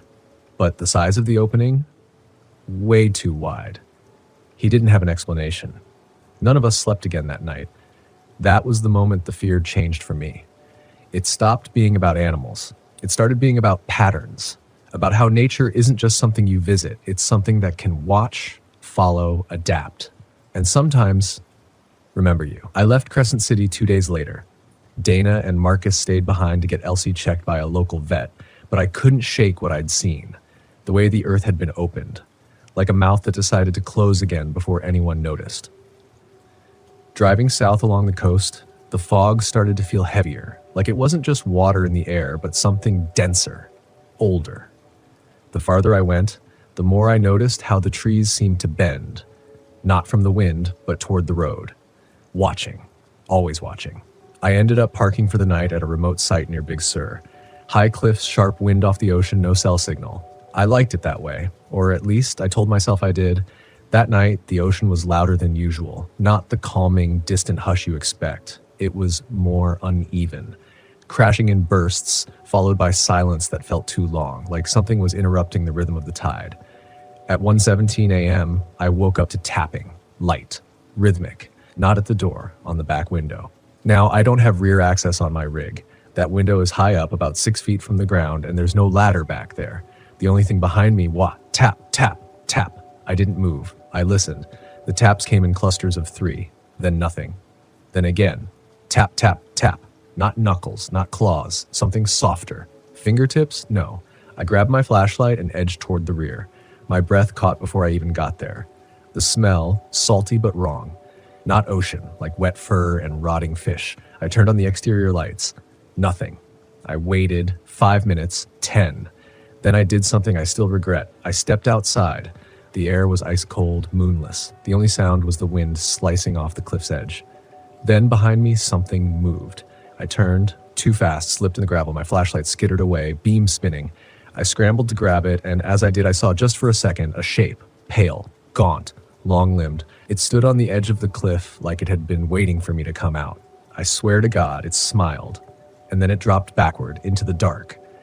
I didn't sleep. I locked every latch, turned every light on, sat up in the driver's seat with a kitchen knife on my lap until sunrise. When the sun finally broke over the trees, I found footprints in the gravel, bare, human-shaped, but longer, too long. That was the last time I camped near a cliff. After that, I moved inland. Central California, then Nevada. Spent a week in the desert trying to forget what I'd seen. I told myself it was the dark playing tricks, my eyes misfiring, trauma echoing back, but the fear wouldn't go away. Not anymore. By the time I reached Zion National Park, I was sleeping during the day and driving at night. I didn't trust what waited in the still hours. I met a guy there, Caleb. Mid-20s, free-spirited, the kind of person who lived out of his van with a grin on his face and dust in his hair. He was hiking Angel's Landing the next morning, told me to come along. I declined, said I was just passing through. That night, I parked in a small lot outside the park boundary. Only one other vehicle there, Caleb's van. At around 3 a.m., I woke to a high-pitched whimpering. Not animal. Human. I opened my window just enough to hear. It was Caleb, calling my name, whispering it, over and over. The problem was, I could see his van, the lights were off, the doors shut, no movement. Still, the voice came again, closer this time. Hey man, it's me. Come outside, I need help. I didn't move, I held my breath. Then something knocked, not on my door, on the back of the RV. 3 times. Knuckles this time. I turned slowly. Out my rear window, I saw movement. Something crouched behind Caleb's van. It stood slowly, too tall. It had Caleb's voice, but not his shape. Long arms, head tilted too far, joints bending the wrong way. It stepped forward, and as it moved into the moonlight, it changed. For a split second, it looked exactly like Caleb. Same hoodie, same stance, but the face wasn't quite right, like someone had tried to recreate it from memory. Then it smiled. Too wide, too many teeth. I slammed the shade shut and crawled to the front of the rig, heart jackhammering. I didn't sleep. I didn't move. At first light, I knocked on Caleb's van. He was inside, groggy, half asleep. No idea what I was talking about. He hadn't left his van all night. That was the first time I seriously considered that something might be following me. And not just watching, learning, imitating, trying to draw me out. I left Zion like my tires were on fire. No goodbyes. No morning coffee. Just white knuckles on the steering wheel and the silent understanding that I couldn't stay still too long anymore. It felt like the longer I stayed in one place, the more it found me again. Whatever it was. I didn't talk to anyone for days. I avoided eye contact at gas stations. I parked only where there were street lights or fences or people. But none of it helped, because the next time, it didn't come from outside. It came from inside the RV. I was parked just outside Carson City, Nevada, small state campground with cracked asphalt and dying trees. One of those places you choose when you're too tired to keep going, but too wired to sleep anywhere scenic. There were 2 other rigs in the lot. No one waved. No one talked. No one talked. I was halfway through a reheated bowl of chili when I heard it. Breathing. Not mine. From the bathroom. Now my RV is only 22 feet. Tiny bathroom. No one could be in there unless they broke in without a sound. But I heard it. Just once. A breath, deep, damp, ragged. I stood there for a minute, spoon still in the air, listening. Silence. Then, again. Inhale, pause, exhale. I opened the bathroom door. Nothing. No sound, no smell, nothing. I laughed it off, out loud, like a maniac. Maybe I was cracking. But then at 2:12 a.m., I woke up to my own voice, coming from the bathroom, repeating the same words over and over. I saw you, I saw you, I saw you. Low, monotone like a recording. I couldn't move. My arms were ice, my mouth wouldn't open. Sleep paralysis? Maybe. Except I wasn't asleep. The voice stopped, then silence again. I forced myself up, rushed the door, and flung it open. Empty. But the mirror, there was a handprint. A wet handprint. On the inside of the glass. 5 long fingers, dripping. And I hadn't showered in 3 days. I started sleeping with the bathroom door duct-taped shut after that. That was the night I admitted something had changed. Something had crossed over. I no longer believed I was dealing with wildlife, or even cryptids. This was something else, something using the wild places like a mask, a doorway. I drove straight to Oregon, hoping the rainy coastal forests might give me cover. I told myself that whatever it was, it couldn't follow forever. That maybe it was tied to certain lands, certain energies. I ended up outside Tillamook, parked in a forest campground that looked like it hadn't seen a ranger in months. The ferns grew up through the fire pits. Moss hung like curtains from every limb. It felt like time didn't move there, but at least it was quiet, too quiet. And then the birds stopped. Not just less noise, no noise, total stillness. It was around 6 p.m., just before sunset, when I heard what sounded like an owl, low, warbling from the tree line, then another. But they weren't answering each other. They were syncing, repeating the same call at the exact same time, like a loop, like a lure. I recorded it, played it back. It wasn't owls, it was someone pretending to be owls, but wrong, like they'd only ever heard it once and were trying to get it right. I stayed inside the rig, lights off, eyes wide. Then just past midnight, something brushed the side of the RV. Not hard, not like an animal bumping it. It was soft, slow, like a hand trailing along the length of the metal. I held my breath. Then the knocks started. 1, pause. 2, pause. 3, like it knew I was counting. I didn't move. I didn't speak. And then it knocked back the same rhythm I used to calm myself, the one I tap with my fingers sometimes when I'm nervous. How did it know that? I packed up and drove through the night. No destination, just motion. I couldn't afford stillness anymore, because stillness was where it found me. And wherever I went, the wild was always there, watching, listening, learning. It was around this time I started having dreams, not nightmares, worse, dreams that were almost normal. Campfires, lakes, other RVers waving in slow motion. But in every dream, there was one animal watching me, a grizzly, always at the edge, never moving, never blinking. Its eyes glowed not with menace, but with something worse. Recognition, like it knew me.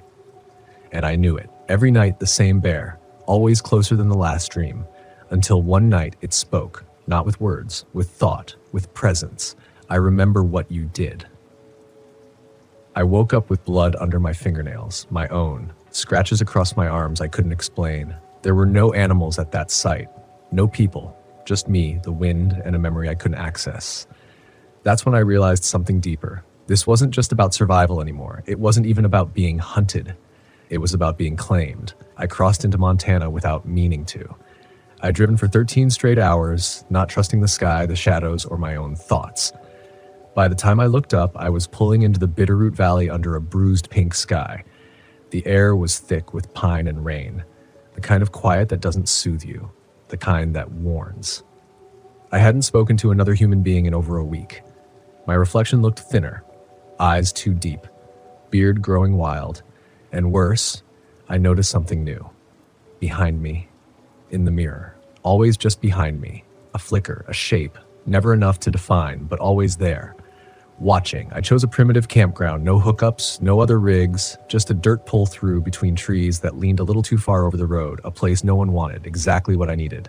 That night, I started a fire, sat in silence, no journal, no music, just the flickering glow of cedar crackling. And in the flames' hiss, I heard a voice. Not words, not at first, more like breath, language without shape, but then clear as bone against wood. Why did you come back? I stood up fast, spinning with the flashlight. Nothing. Trees, shadows, wind. That's all, except it wasn't wind. The trees weren't swaying, they were shivering. I didn't go back inside. I stayed by the fire, eyes wide, blade at my side. Something told me not to go into the RV, that it would be waiting. Then, behind me, twigs snapped. I turned. There was a bear, not charging, just watching.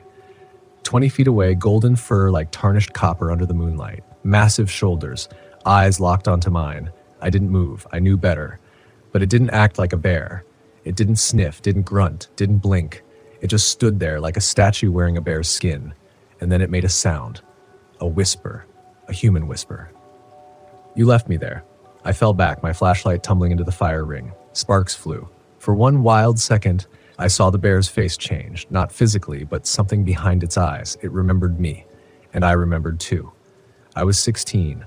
A hunting trip with my uncle in Montana, snow in the trees, a cub, half dead, caught in wire. Uncle told me not to touch it. If you save the baby, he said, you curse yourself to answer its mother. I ignored him. I freed it. It bit me before running off. 3 days later, we found the mother's body in a ditch, bullet in her skull. Not my uncle's doing, poachers, but I had touched the bond. I had intervened. And in the old stories, intervention is invitation, especially in the wild. especially where the rules run older than your bloodline. Now, standing there decades later, I saw the truth. That bear wasn't a bear. Not anymore. It was the spirit of that broken moment, walking in fur, wearing my memory like a mask. It turned and walked back into the trees without a sound. I stayed up till dawn. When I woke the next afternoon, there were claw marks on the RV door. 5 deep rakes across the metal. No blood, no break-in, just a message. You are seen. I left Montana, tried heading east, Wyoming, South Dakota, but the wild followed. Not just in forests, even in the high plains, even in wind-swept open lands, there was always a shadow, always the echo of footsteps outside when I slept, always the smell of wet fur and copper when I opened the door in the morning. And worse, my thoughts were no longer just mine. At night, I'd wake mid-sentence, speaking languages I didn't know. Once, I caught my reflection smiling back when I wasn't. That's when I knew I couldn't run anymore. I had to return. Not to where I saw the bear, to where I touched the balance. The cub, the wire, the place where I first broke the rule. I traced the maps, old campgrounds, forest roads that no longer showed up on GPS. And I found it. Southwestern Montana, near the Ruby River. A campsite that had long been closed after a fire decades ago. But the clearing remained. I parked there alone. No reception, no way out except the road I came in on. It was quiet. The sky bruised with dusk, the trees bowed like they remembered me.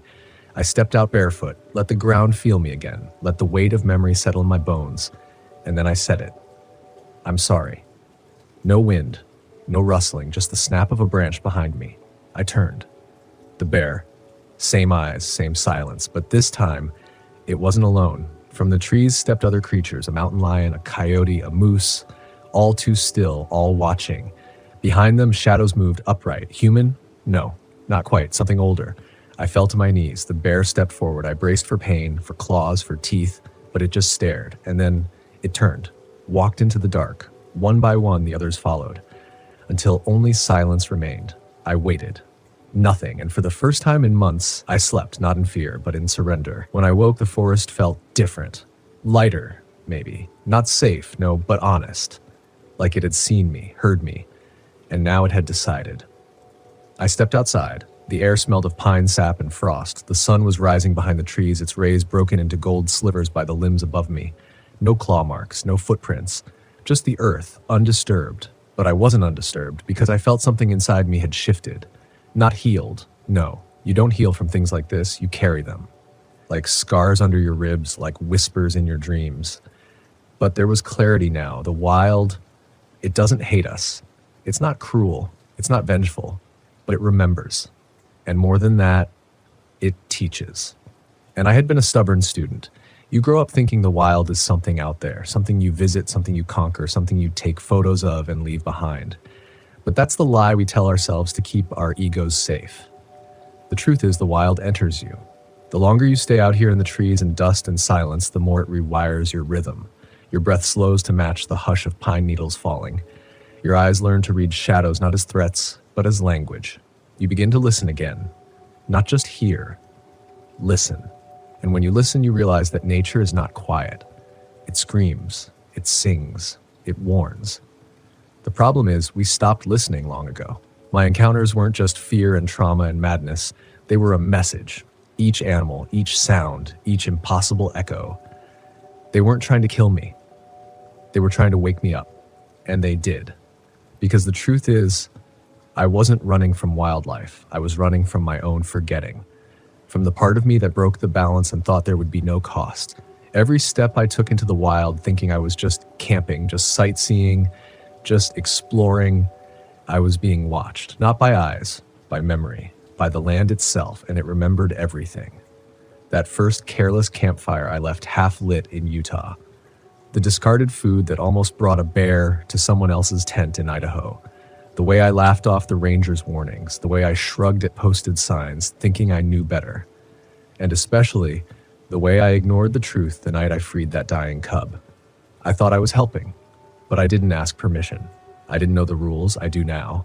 So when I finally left Montana, I didn't leave with relief, I left with respect, with reverence, with a deep and sobering understanding that when you enter the wild, really enter it, you don't get to decide the terms. You don't get to just visit and leave unchanged. You trade something. time for memory, safety for truth, comfort for meaning, and sometimes that meaning shows up in the shape of a bear with human eyes. Sometimes it speaks to you in dreams, sometimes it follows you through canyons and rivers and mirrors until you break open enough to receive what it's trying to say. Now, when I camp, I do so differently. I walk barefoot on sacred land, even just for a moment to feel the pulse under the dirt. I sit in silence long enough to let the trees introduce themselves. I burn sage not as decoration, but as gratitude, and I never ever leave food out, because I know better now. Not just about bears and cougars and venomous snakes, not just about the signs and warnings and weather patterns, but about myself. About what it means to be part of something bigger than asphalt and Wi-Fi and grocery stores. The wild isn't a place you go, it's a mirror you step into. And if you look long enough, if you really listen, you'll see everything you've buried, everything you've forgotten, everything you need to remember. That's what RV camping gave me, not escape. Not thrills, but truth. And sometimes the truth comes in the shape of claws and teeth and voices in the night. But if you survive it, if you surrender to it, it gives you something back. Something older than language, something sacred, a bond, a second chance, a way to begin again, not as a visitor, but as a part of it all.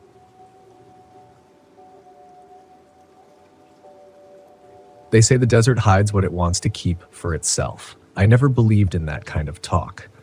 Old sayings passed down from broken men and wide-eyed loners with too many ghost stories and not enough sleep.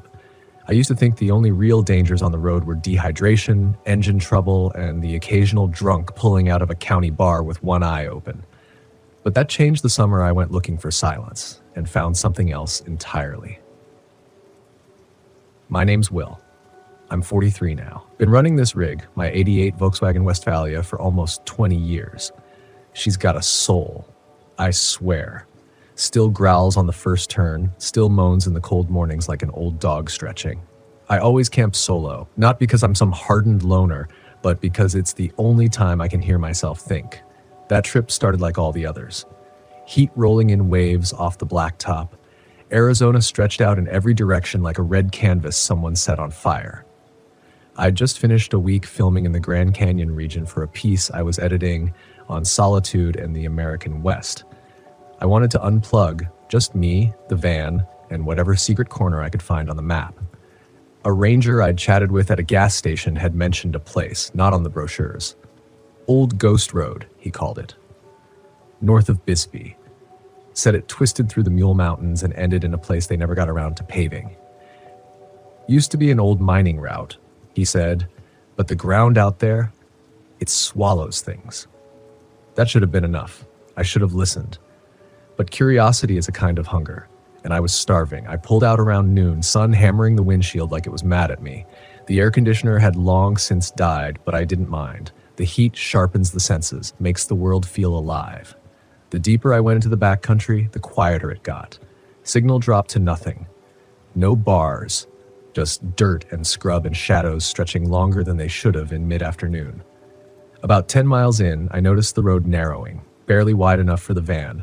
The brush got thicker, and the wind, which had been steady all morning, just stopped. Not died down, stopped, like someone had thrown a switch. Then the smell hit me. It was faint at first, like copper and something spoiled, but persistent. The kind of smell that crawls up the back of your throat and settles behind your eyes. I thought maybe I'd run over a dead animal, but the road was clean, bone dry. I kept going. That's what I do. I keep going. By late afternoon, I reached the spot, hidden in a hollow between two crumbling ridges. There it was, a flat patch of red earth tucked between outcrops like a natural amphitheater. An old fire ring, charred black, a rusted shovel leaning against a dead stump, and silence so loud it made my ears ring. I parked the Westie facing east, like I always do. Set up camp, popped the top, opened a warm beer, and sat down in the camp chair with a journal in my lap. The stillness had weight to it, like something pressing down, flattening the world. The smell was gone now, replaced by the dry bite of sage and sunburned stone. I should have left when the wind stopped. I should have turned back when the birds didn't come back at dusk, but I stayed. The first knock came just after dark. 3 taps. Soft, precise, not frantic, not animal. I froze, listened. Nothing. My flashlight swept the ridgeline. The circle of light caught nothing but rock and dust, no eyeshine, no movement, just the same hollow quiet. I told myself it was the van creaking, metal expanding, maybe a branch falling, even though there were no trees. I cooked dinner with my back to the van. Just couldn't shake the feeling. You know when someone stares at you too long, when your skin knows before your mind catches up? That's how it felt, like I was being studied. I forced myself to eat. You don't survive the road by giving in to nerves. But that night, I didn't write in the journal, didn't sip whiskey by the fire. I crawled up into the bunk early, heart beating too loud in the silence.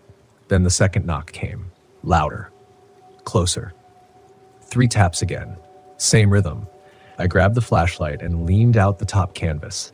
The desert stretched still and empty in the beam. My breath fogged in the cool air. That's when I saw it. On the far ridge, silhouetted against the stars, just for a second, a figure. Tall, too tall. Its arms hung low, nearly past the knees, head cocked slightly sideways like it was listening to the earth breathe. Then it was gone. I didn't sleep. All night, I heard it. Shifting sand, crunch of gravel under something heavy. Once, a long dragging sound, like something being pulled across stone.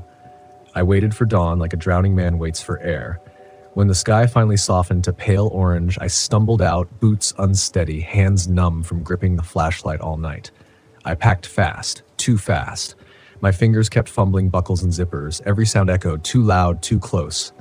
Then I found the footprints, just outside the van. Not boot prints, not animal tracks. Bare feet, human. But huge, wide, splayed toes. 4 of them, and something else, something worse. A handprint, pressed into the dust like clay, fingers long as knives, no thumb. That's when the whisper started. Not in my head, not imagined. Real. Carried on the wind that had returned only to deliver it. One word, over and over. Stay.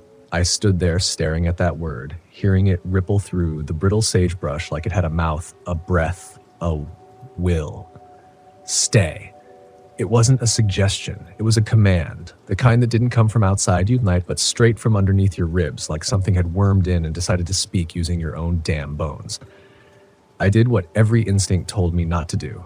I looked up, not just to scan the ridgeline again, but higher, beyond it. The sky. It was wrong. Not darker, not stormy, just off. The stars didn't look right. The arrangement, like someone had scraped a thumb across the night and smeared the constellations out of place. I could see Orion's belt, only it had 4 stars. The Big Dipper bent at an angle that would have broken its own spine, and there was a humming. Low, electrical, not in the ears, in the teeth. I dropped everything. Tools, cooler, journal. Shoved it all into the Westie. Didn't even roll the extension cord back in, just threw it.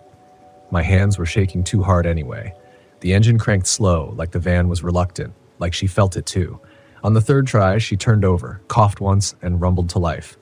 I threw it into gear and backed out so fast I barely missed a boulder I didn't remember being there the night before. I didn't look in the rear view, wouldn't have mattered. I could feel it, something following, just outside the corner of the mind where nightmares crouch. The road looked different going out. Twists where there hadn't been any. A rise in the dirt that made the van tilt sharp to the left like it was being nudged. The landscape was the same, but not. Like a painting someone had redrawn from memory and missed the details. And the wind was back, only it wasn't wind. It had weight, like it moved with purpose. Like it was tracking me, brushing just along the metal panels, whispering against the rust like it knew the van's name. At mile 6, the radio turned on by itself. Nothing but static. Then, through the fuzz, a voice. Not a full sentence, just fragments. Don't. Stop. Wrong way. It's inside. I reached out and yanked the knob off the dash, snapped it in my hand. The voice kept going. No power, no signal, no logic. Just a voice that didn't belong coming from a place that shouldn't be able to speak. That's when the headlights cut out. And I saw the figure again. This time, it was standing in the middle of the road. No features. Just a shape. Impossibly tall and thin. Skin like faded leather, pulled too tight across joints that bent the wrong way. It didn't move, didn't flinch when I slammed the brakes and swerved. I passed right through it. I swear to God, it passed through the windshield, through me, like cold smoke. And in that moment, every sound died. The engine, the tires, my heartbeat, everything. For 3 full seconds, I was in silence. And in that silence, I saw things, not with my eyes, behind them. Images. A canyon swallowing a sky full of bats. A woman screaming in a language no one speaks anymore. An old man kneeling in the desert, burying something with his bare hands. And that word again, but louder this time. Stay. I came to with the van idling on flat road, headlights flickering back to life. The figure was gone. I drove. Didn't stop. Not for gas. Not for food. Not until I hit the highway and saw other cars. Real people. Movement. Noise. Reality. I pulled over at a Shell station outside of Tombstone. Pried my fingers off the steering wheel. They were white. Cramped like I'd been holding on for dear life, which I had. Inside the station, the clerk looked up from her newspaper, then looked again. "You all right?" she asked. I wanted to lie, say I was tired, say it was heat stroke, but my mouth wouldn't cooperate. "I saw something," I said. She nodded. Not surprised. "You went up Ghost Road, didn't you?" My heart stuttered. I didn't answer, but she didn't need me to. She pulled out a folded map from under the counter, paper, real old school, and pointed to a blank stretch of terrain. No roads, no marks, just empty. They paved over the trailhead 10 years ago, said it was too unstable, too many disappearances, but folks still find their way back. I leaned in closer. "There was someone up there," I said, "or something." She looked me dead in the eye. "There always is. That land don't forget, and it don't forgive." I left the station with shaking hands and a full tank. Slept in a Walmart parking lot that night with every window cracked and every light on inside the van. Thought I was safe. Thought I'd left it behind, but I was wrong. The next morning, the handprint was back, pressed into the rear window. Same size, same 4 fingers, same lack of a thumb. Only this time, it was on the inside. I didn't scream. Not at first. I just stood there in the morning light, staring at that print through the condensation. My breath clouded the glass around it, but the print stayed clear, like it was pressed there from inside, recently, deeply, intentionally. I opened the sliding door slow, holding my breath like that might keep whatever was in there from moving. The air inside the van was cold, colder than it should have been for a July morning in Arizona, the kind of cold that clings to your skin and makes your thoughts feel brittle. I swept the van front to back, cabinets, bed, cubbies, even under the sink. Nothing. But it didn't feel empty. I don't know how to explain it right. It was like the van was holding its breath, like it was waiting for something. And I could feel it too, like there was a second set of lungs in my chest, breathing just a fraction behind mine. I drove for hours after that. Just pointed the van east and kept moving like speed could outrun memory. Every town I passed, every highway sign, they all looked the same. Like they'd been painted over in a rush, off color, slightly out of proportion. Like someone tried to rebuild the world from a bad photo. I didn't sleep that night either. Parked at a KOA in Deming, plugged in like normal, locked every door. I even pushed the big cooler against the sliding door just to hear it move if someone or something tried to come in. Nothing happened. But the next morning, the handprint was back again. Same place, same size, but fainter now. Almost like it was fading, or like it needed to press as hard anymore. That's when I noticed the voice recorder. I use an old handheld Olympus to log notes. Keep track of ideas for the channel, thoughts on the road, things I see. I hadn't touched it since the night on Ghost Road, but now it was sitting on the dashboard, blinking. It had recorded something. 36 minutes of audio. I hit play. Nothing at first, just the soft creak of the van's walls cooling in the desert night. My own breath, slow and ragged in the background. Then, static. Not white noise, wet static, like something bubbling underwater. Then the voice, not mine, not human. Gurgling, whispering. Not in English, but in something that scratched at the corners of understanding. My ears didn't know the language, but something deeper did. Something primal and buried under the bones. And then clear as glass, it said, "You were not invited." I dropped the recorder, it kept playing. "You saw what is not yours. You heard what should stay buried. Now you carry it." I yanked the batteries out, threw the whole thing into a dumpster by the KOA bathroom. Drove out with the side door half latched, not even stopping to close it. I headed north, through New Mexico into Colorado. I didn't care where I landed as long as it was higher, cooler, different. Ended up at a little site outside Pagosa Springs, San Juan National Forest. tucked among the pines, the kind of place that smells like moss and old wood and feels like a sleeping animal curled around you. I thought maybe, finally, I'd outrun it. I spent 2 days there, hiked, drank hot coffee, slept with both eyes closed for the first time in weeks. No handprints, no knocks. I started to believe maybe I'd imagined it all. The way trauma sometimes distorts, reshapes events until they don't fit anymore. I started thinking maybe I just cracked a little out there. That I needed rest, not answers. Then the kid showed up, 6 years old, maybe 7, blonde, barefoot, walked into my campsite like he knew it. No parents, no sounds from the trail, he just appeared. I stood up slow. Hey buddy, you lost?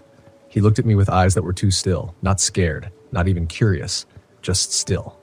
Then he said, you shouldn't have taken the sound with you. My throat closed. I backed up a step. What sound? He blinked once, slow. It doesn't like to travel, now it's in the trees, and the trees are angry. Then he turned around and walked straight back into the woods. I called out, ran after him. But when I turned the first corner in the trail, he was gone. Just gone.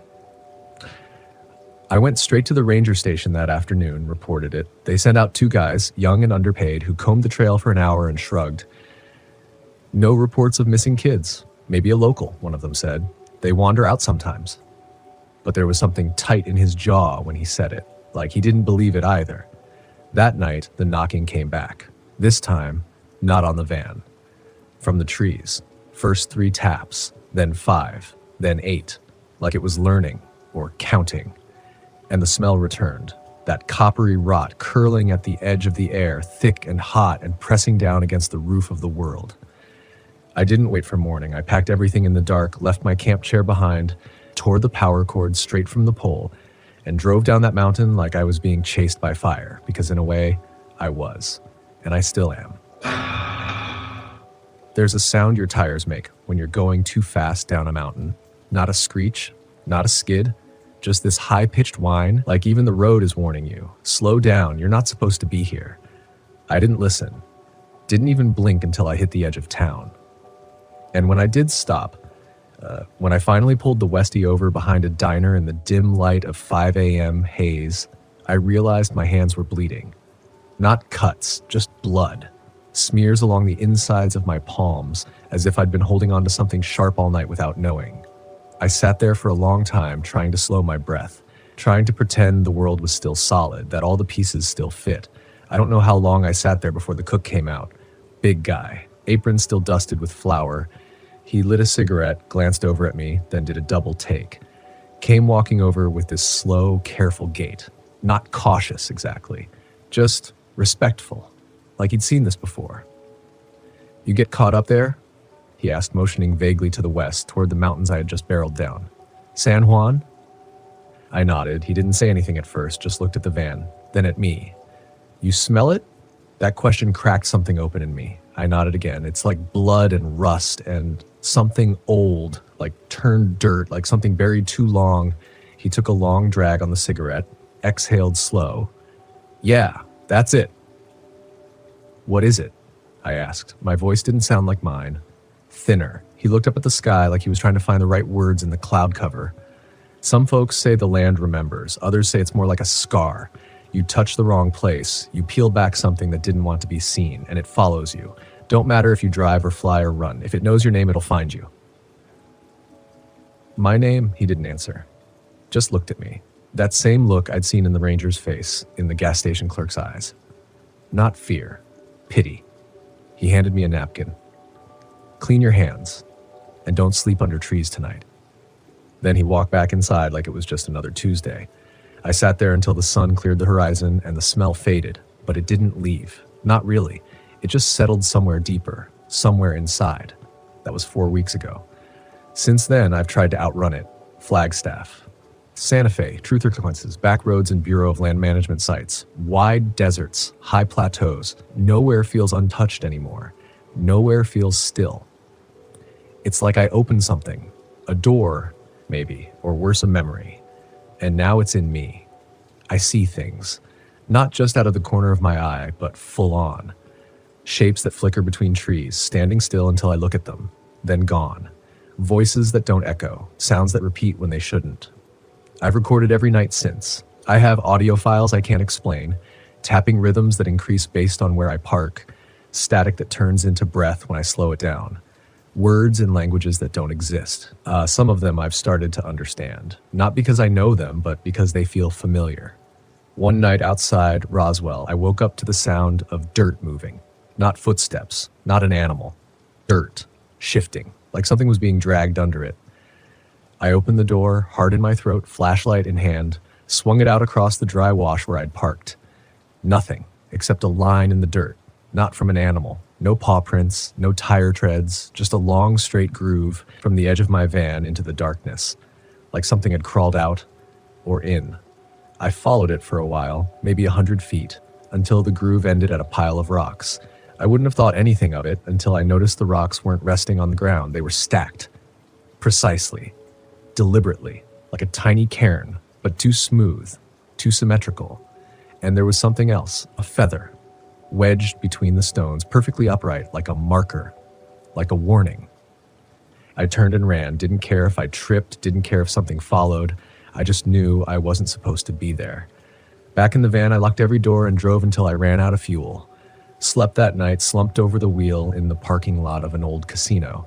I used to think fear was adrenaline.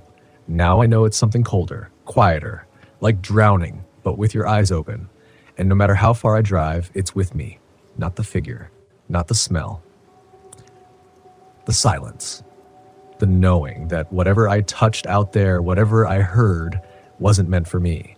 But it saw me anyway, and it remembers. I keep telling myself I'm not the first person to break out here. People have been camping this land in vans and Volkswagens since before I was born. Dreamers, drifters, veterans, divorcees, retirees with satellite radios and nothing left to prove. Most of them don't talk about the strange things. Not in videos, not on message boards, not even in bars when they've had too much to drink.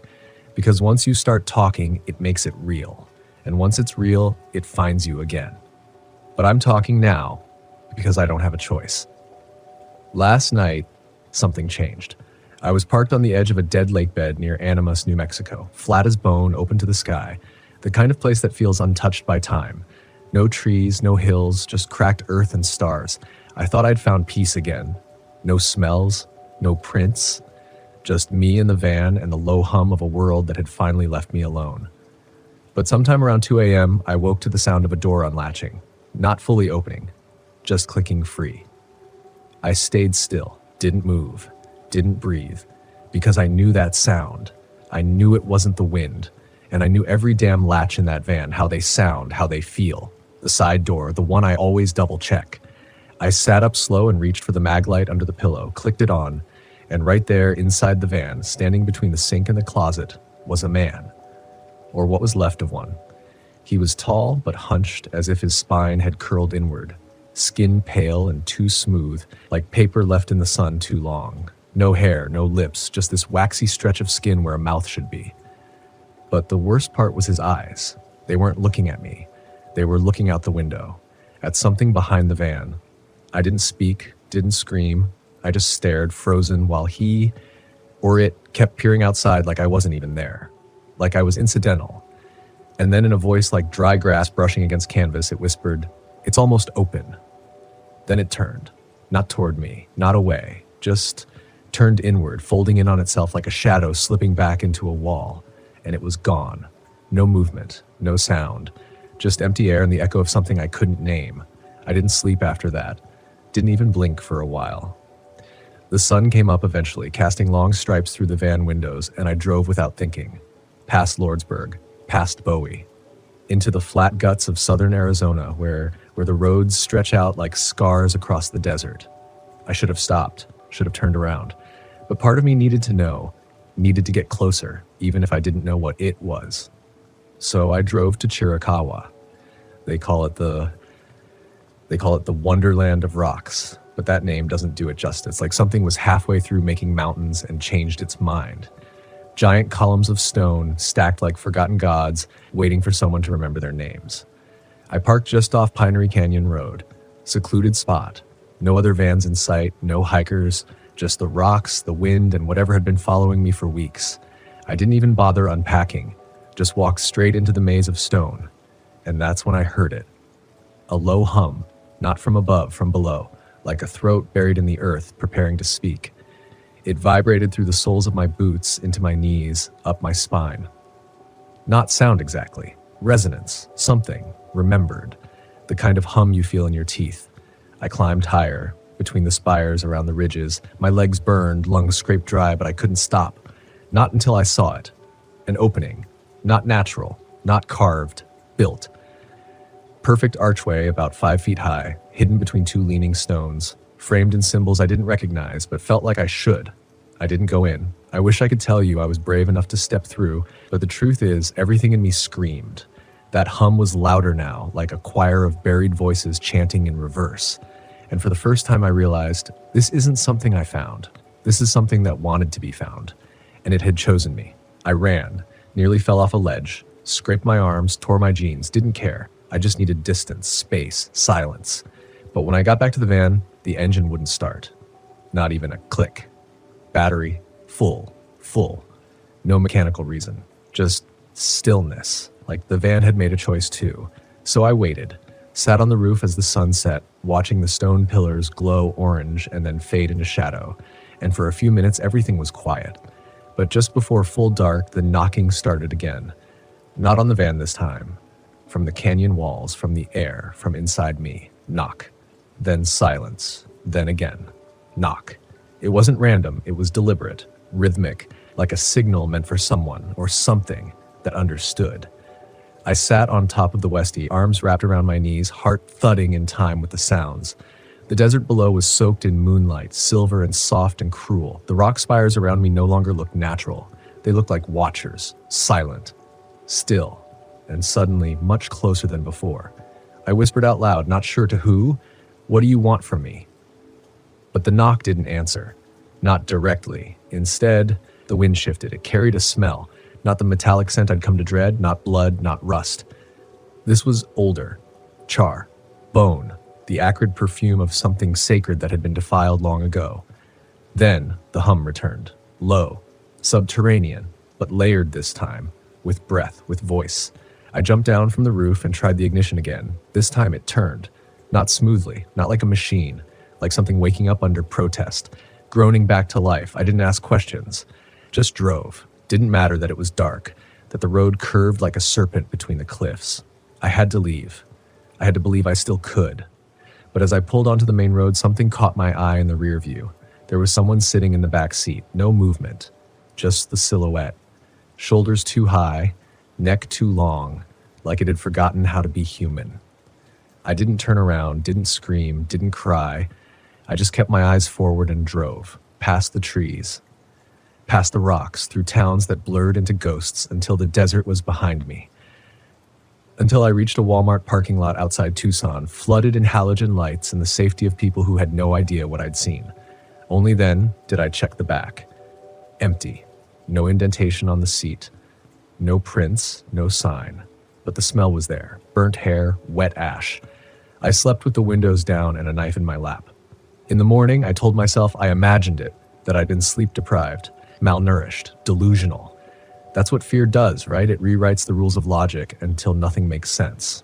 I stocked up on food, water, and coffee, took a shower in the Planet Fitness down the street, tried to ground myself in routine, but the normalcy felt fake, like a mask I was trying on. Everyone around me looked like cardboard cutouts, talking, laughing, unaware that just a few miles east, the desert was opening its mouth. So I did what I always do when I need answers. I found someone older. His name was Leo, retired Forest Service worker. I'd met him once at a campfire talk in Utah months earlier, a no-nonsense kind of guy who didn't smile much, but whose voice carried the weight of someone who'd seen things. I found his number in an old notebook and called. Didn't even say hello. I just said, "Leo, I think I brought something back with me." There was a pause. Then he said, "Where?" "Chiricahua." Another pause. Longer. "Did you follow the humming?" My stomach turned. "Yes." "Did you go through?" "No, but I saw it. The arch, the stones." "You should have left it alone." "I tried." "No, you tried too late." His voice wasn't angry, just tired. Like someone who'd given this warning too many times. He told me a story then, one he said wasn't written down anywhere. about a man in the 70s who disappeared for 3 days in the exact same canyon. When he came back, he was barefoot and bleeding, with symbols carved into his chest, backward, as if someone had written into him like clay. He never spoke again, not a single word until he died. Leo said they'd found him years later in a trailer parked beside an arroyo, eyes wide open, staring at the ceiling like it held some terrible truth. The only thing he left behind was a journal with one phrase, written over and over. It wants to be remembered. Leo sighed. It doesn't want worship, doesn't want blood, it just wants witness, and once you've seen it, you're part of it. I asked what I could do. His voice softened. Tell the truth, while you still remember who you are. Then he hung up. That night, I pulled off I-10 and parked beneath a stand of ironwood trees. I lit a fire, set up the camera, opened my notebook, and I started talking, not to my subscribers, not to friends, but to myself. Trying to hold on to what's left of the man who started this trip, the man who just wanted stars and silence and the open road, because something is unraveling now. Not out there. Inside me. I haven't slept in 3 days. Not real sleep anyway, just flashes. Every time I close my eyes, I see it. Not the thing in the van, not the humming stone, not the silhouette behind the seat. I see the door. It's not always the same shape. Sometimes it's made of bark, sometimes of stone, sometimes it's just light, like something trying to remember how to be solid, but it's always there, waiting. And every night I get a little closer. I've stopped staying in campgrounds, stopped following the apps, the maps, the guidebooks. I drive until the road gives out, until GPS forgets who I am. I park in the shadowed places, the ones that feel hollow, like the land itself is holding its breath. I started keeping track of the knocks. They come at 1:03 a.m., always. No matter where I park, no matter how far I drive, one knock, then three, then silence, and then the smell. It's subtle now, faint, like the scent left behind after someone walks through a room too quickly. But it's always the same, charcoal, wet stone, and something alive. Not flesh, not decay, something raw, ancient, something that was never meant to have a name. I keep trying to remind myself who I am, my name, my family, where I'm from. I repeat it like a prayer every morning. My name is Eli. I was born in Portland. I built out this van myself in 2021. I came here for peace. But each time, it feels thinner, more fragile. Like a story I'm telling myself, and not one I fully believe anymore. I thought the road would save me. I thought movement would keep the fear behind me. But what if the road is the lure? What if the van isn't an escape, but a vessel? What if it was always meant to deliver me to this? Last night I dreamt I was underground. Not buried, just deep. In a room made of sandstone and ribs, wide, arched, echoing. I wasn't alone, but the others weren't human. Not anymore. They stood along the walls, heads bowed as if listening. And from the far end of the chamber, something approached. Not walking, not crawling, spilling. A shape that wasn't a shape. Fluid and bone, smoke and teeth, whispering in a language that felt like hunger. It didn't look at me, but I knew it saw me, and it said, not with words, but with certainty, you're ready. I woke up with blood in my mouth. I don't know how it got there. No cuts, no wounds, just a metallic taste that wouldn't fade. I didn't eat that day, just drove. Southeast toward the Arizona-New Mexico line again. Part of me thought maybe going back would help. Face it, unmake it. But that's the lie fear tells you, that there's ever a way back. The truth is, I'm not the same man who left Oregon. And the van, my sanctuary, my home, my machine, is changing too. At night, the walls feel softer, like skin stretched over frame. The floor creaks when no one's walking. And the mirrors. God, the mirrors. I covered them days ago after I saw something behind my reflection. Something smiling side my face, even while I was crying. And now, I can't remember what my real face looks like. Just flashes, just pieces. I know how this sounds. I know if you're watching this or listening to it, it seems like madness, and maybe it is. But madness doesn't come all at once. It's not a switch. It's erosion. Grain by grain, day by day. A shift so small you don't notice until one morning you wake up and realize you don't remember the sound of your mother's voice, or the color of your childhood room, or the shape of the person you used to be. You just remember the door, and how it's always closer than it was yesterday. The air is thinner now, not in altitude, in presence. It feels like I'm driving through a world that's slowly forgetting how to be real. The trees blur when I look too long. The road hums beneath the tires like it's trying to speak. The sky has taken on that bruised blue before a storm, only there are no clouds, no wind, no rain. Just wait. I'm somewhere near Portal, Arizona. No signage, no cell service, just a memory of a forest road someone once mentioned in a thread I can't find anymore. There's no one around. I haven't seen another camper, hiker, or ranger in days. Only ravens. They follow me now, sometimes 3, sometimes 5, but always odd-numbered. They land near the van and wait. They tilt their heads when I speak, and I swear to you, last night, one of them whispered. It didn't caw, didn't chirp. It whispered. One word, come. So I did.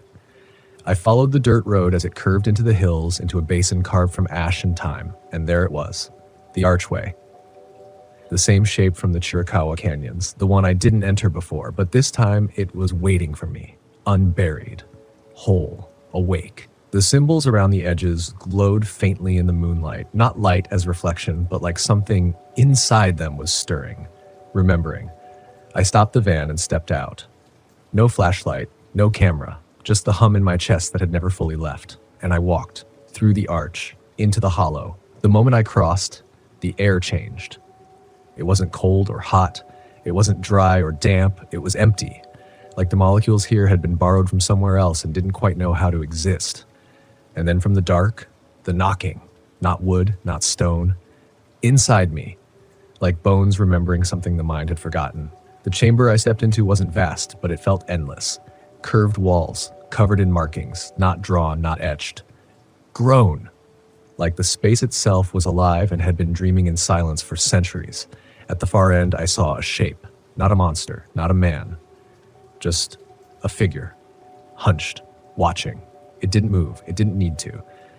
Because the moment I saw it, I remembered. I remembered standing in this same place in another life, another version of me, another road.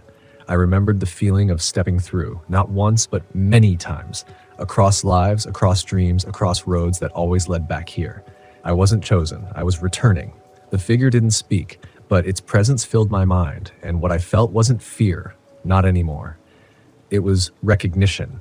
The door wasn't evil. It wasn't cursed. It was memory. Raw, unfiltered, dangerous because of what it shows you. It doesn't consume you. It reveals you. The knocking? That's not it trying to get in. It's you on the other side trying to get out. And all this time, I was the one knocking, begging to be remembered, begging to be seen, begging to return to the version of me that understood before the world dulled it down with noise, fear, routine. In that moment, in that cave, I let go, not of my name, not of my sanity, but of the lie that this world was ever simple. I walked back through the arch before dawn. The sky was cracked open with stars. The ravens were gone. So was the smell. So was the fear. And when I climbed back into the van, it started on the first try. Smooth, quiet, like it had just come out of a long sleep. I drove west as the sun rose, out of the desert, out of the shadows, out of the places that don't show up on maps. I don't know what comes next. I don't know if I'm healed or haunted. I only know this. Some places aren't meant to be camped in. They're meant to be witnessed, because they carry a memory too old for language and too vast for reason. And if you listen, really listen, they'll show you not who you are, but who you've always been. So if you find yourself pulled toward the empty places, the ones no one talks about, the ones that hum when the wind dies, don't run. Don't fight. Just remember to knock first. And whatever answers, don't look away. I don't remember the exact moment I stopped trusting the silence, but I do remember the sound that replaced it. It was this faint, almost deliberate tapping, like someone dragging a branch across the siding of the RV in a slow, calculated rhythm. Just enough to make me pause, but not enough to make me run. That's the kind of fear that lingers out here. Not in the howling winds or the wildlife scratching at the brush, but in the things that wait. My name is Daniel Morales. I'm 52 years old, born and raised in Nevada, and I've been RV camping most of my adult life. I've crisscrossed the country in every season, parked beside sun-drenched rivers and beneath snow-choked pines. I've weathered lightning storms in Death Valley and driven through the blackened wreckage of post-wildfire Montana. I'm not new to the road, I know the risks, I know the rules, but nothing prepares you for a place that doesn't want you there. This story happened 3 summers ago. I'd just come out of a rough divorce, 21 years, split clean down the middle except for the memories. I needed a break, something solo, something long. So I took a 6-week sabbatical from the auto shop I ran in Reno, packed up my 1987 Volkswagen Westfalia, and told myself I'd go off-grid for a while. Clear my head, just me, the road, and whatever quiet was left out there. About halfway through the trip, I hit Utah. That red rock country always had a way of making me feel small in a good way. I drove aimlessly for hours through dusty 2 lanes and skeletal gas stations with Coke signs that hadn't been updated since Clinton was in office. Around dusk, I came across this weathered old sign on a split rail fence that read, "Welcome to Jericho Pines RV Park, Eston 1974. It wasn't on any of the maps I'd marked out. No reviews, no recent photos, not even a mention in the RV forums I followed religiously. That should have been my first clue. But there was something about it, a kind of faded charm. The place was tucked into a grove of sickly pines, so dried out they rattled when the wind moved through them. The park gates were wide open.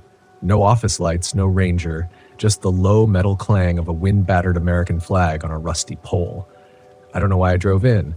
Maybe it was the way the light hit the gravel lot, or maybe it was that desperate part of me looking for something no one else had touched. The place was still. Not peaceful. Still. Dead still. There were about 20 pads, most of them half swallowed by weeds, concrete splitting like skin.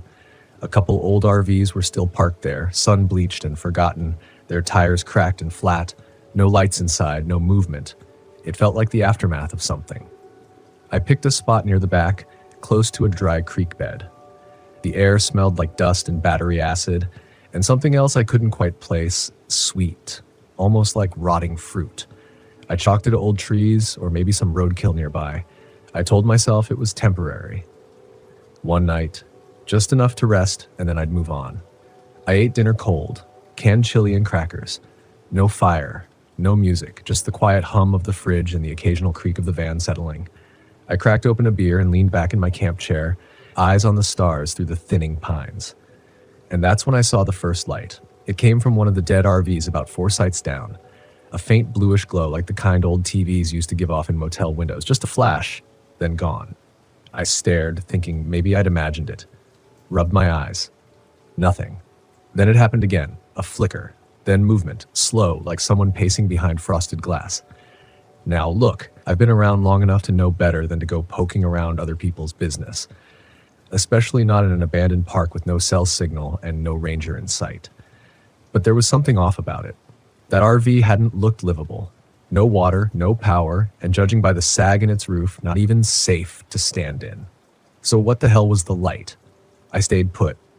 I wasn't drunk. I wasn't high. I just sat there, beer sweating in my hand, watching that blue light flash every few minutes. No pattern, no sense. Just there, like it wanted to be seen. Or like it didn't care if it was. Eventually it stopped. The movement, the flickering, gone. And that should have been the end of it. But the real problem started just after midnight. I woke up to tapping, soft at first, inconsistent, just enough to break through the layer of sleep and make me listen. I checked my watch, 12:41. The tapping kept going, not on the door, not on the window. It sounded like it was coming from the roof. I froze. If it had been an animal, I'd have heard skittering. Paw sounds. A bird might land hard, but this was gentle, intentional, like fingers. I sat there, pulse climbing, trying to convince myself it was wind. But the air had gone dead still again, that eerie, breathless kind of quiet where even the trees seem afraid to rustle. The tapping stopped, then something heavier landed on the roof. I felt the van shift, just barely, but enough to know that something was up there. I didn't move, didn't breathe. I just stared up at the ceiling, heart hammering, waiting. 5 seconds, 10. Then I heard it. 3 slow steps like something dragging itself across the top. Not hurried, not clumsy, measured, and then it was gone. I waited another hour before I dared open the door. Nothing but dry night air and a dozen stars staring down like eyes. I climbed onto the roof. Nothing. No prints, no scratches, no animal droppings, no evidence at all. just the hum of distant crickets. That should have been my sign to leave. But the thing about fear is it doesn't always come with a neon warning. Sometimes it feels like a whisper, a suggestion, an itch at the back of your mind you keep convincing yourself isn't worth scratching. So I stayed. God help me, I stayed. The next morning, I was up before sunrise. I told myself it was because I wanted to get on the road early, beat the desert heat, maybe make it up to Fish Lake National Forest before dark. But that was a lie. The real reason was that I hadn't slept. Not really. I just laid there in a cold sweat, ears on high alert, every creak of the van tightening something in my chest. I stepped outside and tried to shake it off, told myself I was tired. That fear makes things up. It exaggerates. I mean, maybe it had been an animal, a raccoon, a bobcat, hell, even a curious bird. Nothing unusual, nothing worth panicking over. But there was something wrong with the air that morning. You ever step outside and feel like the world's tilted just slightly off its axis? Like you're walking into a room that someone left in a hurry but forgot to shut the door behind them? That was Jericho Pines that morning. The pines didn't creak, the wind didn't move, the usual buzz of flies, gnats, bird calls, gone. It was like the whole place was holding its breath. I packed up quicker than usual, didn't even finish my coffee, just stowed everything and fired up the Westphalia. The engine sputtered once, then caught. Relief swept over me like a warm wave. I backed out of the spot, glanced once at the abandoned RV with the blue light, and froze. The door was open, wide open. Now I know I didn't dream that light the night before. I'd watched it blink for almost an hour. But that RV had looked sealed, sunken in, unoccupied, dead. And now the door swung gently, lazily, like something had come out but forgotten to close it behind. I should have driven, should have gunned it straight out of that cursed park and never looked back. Instead, I walked toward it. My boots crunched on gravel as I approached. The air got thicker with each step, heavy and warm like the inside of a sealed attic. That strange sweet smell, overripe and sour at the same time, hit me hard, stronger now. I held my breath as I reached the steps. Looked inside. The RV was trashed. Rotted floorboards, peeling wallpaper, empty cans scattered like someone had left in the middle of dinner a decade ago. A cracked mirror above the sink, no signs of life. But there was something strange near the back, tacked up on the wall like a shrine. Photos. Old ones, yellowed, curling at the edges, some black and white, others Polaroids. All of people standing next to RVs. Every photo showed a different couple or family. Big smiles, dogs, camp chairs, happy, wholesome snapshots of road life. But every RV in those photos looked wrong, too old, too familiar. And in the bottom corner of every photo, written in shaky black marker, never checked out. I stepped back, hard. My heel caught the warped edge of the entry step, and I stumbled out into the dust, heart slamming in my chest. The door creaked behind me as it moved, slow and deliberate, then stopped. Not closed, not open, just watching. That's when I knew this place was sick. Not haunted, not cursed, sick. Like the land itself had turned inward on something dark and couldn't spit it out. I drove out without looking back. Gravel sprayed under my tires. I didn't stop for gas, didn't stop to eat. Drove straight for hours until I hit civilization. Some tiny town called Axtell with a single blinking stoplight and a diner that looked like it hadn't changed since 1958. I sat there for what felt like forever, just breathing. Just watching the waitress pour coffee for the same 3 regulars who probably hadn't missed a Tuesday breakfast since Reagan. I asked her, casual as I could manage, if she'd ever heard of Jericho Pines. She didn't answer right away, just stared, still holding the coffee pot in midair like her brain was deciding whether or not to lie. "You don't go up that way anymore," she finally said. "No one does." "Why?" She looked down, poured the coffee, and didn't meet my eyes. Too many folks never came back. I pressed her, told her what I saw, about the light, the tapping, the pictures. She got quiet again, but the man sitting next to me at the counter, old-timer, face like leather and fingers yellowed from decades of cigarettes, he leaned in. "They say that place eats people," he said. "Not all at once. Slow. Makes them forget the rest of the world exists. Makes them feel comfortable, safe, like it wants you to stay." I scoffed. Reflex, really. But part of me wanted to believe him, because if I didn't, then I had to explain what happened myself. "You said they say, but what about you?" I asked him. He hesitated, took a long sip of coffee. My brother, he said, back in '92, took a solo trip, was supposed to check in by the weekend. All we found was his van parked by that dry creek bed. Still had gas, still had food, keys in the ignition, no sign of him. Did you look inside the RVs? They were empty, he said. Except for one thing. There was a picture of him, smiling, standing next to his van like he'd never left. My skin crawled after I cut the trip short, drove straight back to Reno, parked the Westphalia and didn't touch it for months. I tried to bury it. Told myself I'd imagined most of it, but I knew better, because a few weeks after I got home, I started dreaming of that place.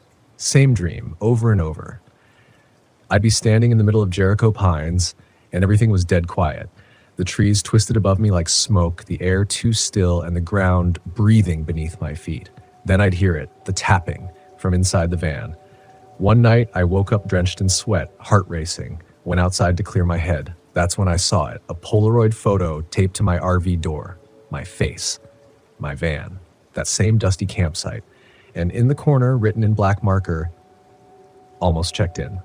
I didn't sleep that night. I sat outside with a flashlight in one hand and my old Smith & Wesson revolver in the other, watching the trees behind my shop in Reno like they might suddenly part and show me the way back to Jericho Pines, like the woods themselves would reach through the miles and finish what they'd started. The Polaroid sat on the workbench beside me, curling at the edges from dew and cold. My face stared back at me, flat and dumb and smiling, like I was proud to be there. But I wasn't proud. I wasn't smiling. I never took that photo. I kept telling myself this had to be some sick prank, some elaborate joke. Maybe someone had followed me from the park. Maybe they watched me, waited for the right moment to shake me. I wanted that explanation to be true. Hell, I needed it to be true. Because the alternative meant that Jericho Pines hadn't let me go, that it was still following me. Days passed, then weeks. The dreams got worse. Sometimes I'd wake up gasping for air, convinced the van was parked just outside the window. I could smell the dust, hear the door creak. I started seeing that light again. Not in the sky, not in my room, but in the reflection of glass. The kind of blue that flickers like an old tube TV in a dead channel, a memory trying to broadcast itself. I started avoiding my own van. I'd walk around it like it was a grave. Something about it felt off. I even considered selling it, but every time I thought about listing it, my stomach twisted up into knots. One morning, I found another photo, this time tucked under my windshield wiper. It was grainy, black and white. Looked like it had been shot decades ago. It showed a man in a wide-brimmed hat standing by a VW van nearly identical to mine. Desert behind him. Empty picnic table. Same crooked pine trees in the background.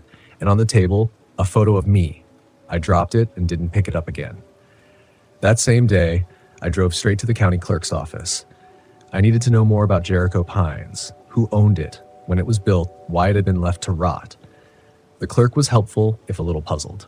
She pulled up a file from the 70s. Sure enough, the land had been developed in 1974, managed by a small family-run company out of Ogden.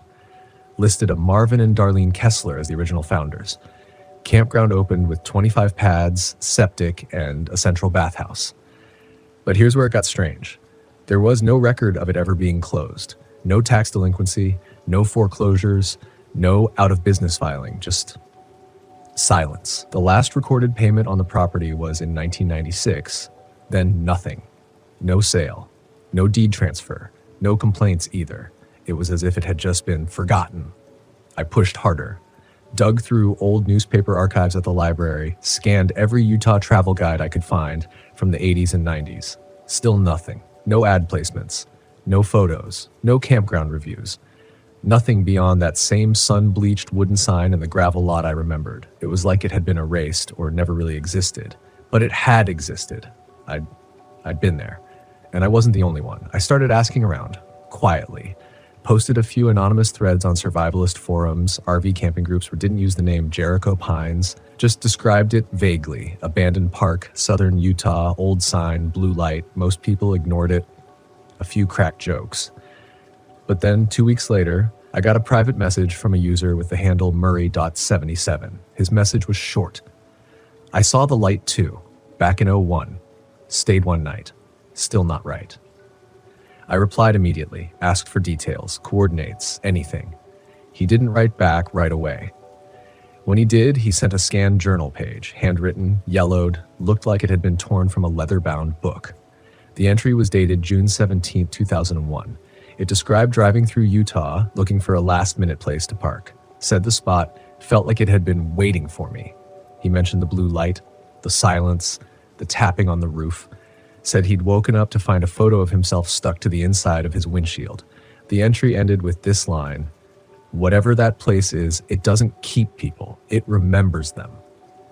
That part stuck with me, because that's what it felt like. Like the park had a mind of its own, a memory. Not a haunting, not some random bad energy, but an intelligence. Cold, patient, focused. And I was in it now, on its list. No matter how far I drove, it had my scent. That's when I started keeping a journal of my own. I needed to record things, to anchor myself. I started with dates, weather, what I ate. Then dreams, then sightings, lights, photos. I'd tape them to the pages, try to find patterns. Maybe it sounds crazy, maybe it is. But when you're haunted by something you can't touch, the only weapon you have is order. And then about 6 months later, something happened that cracked everything wide open.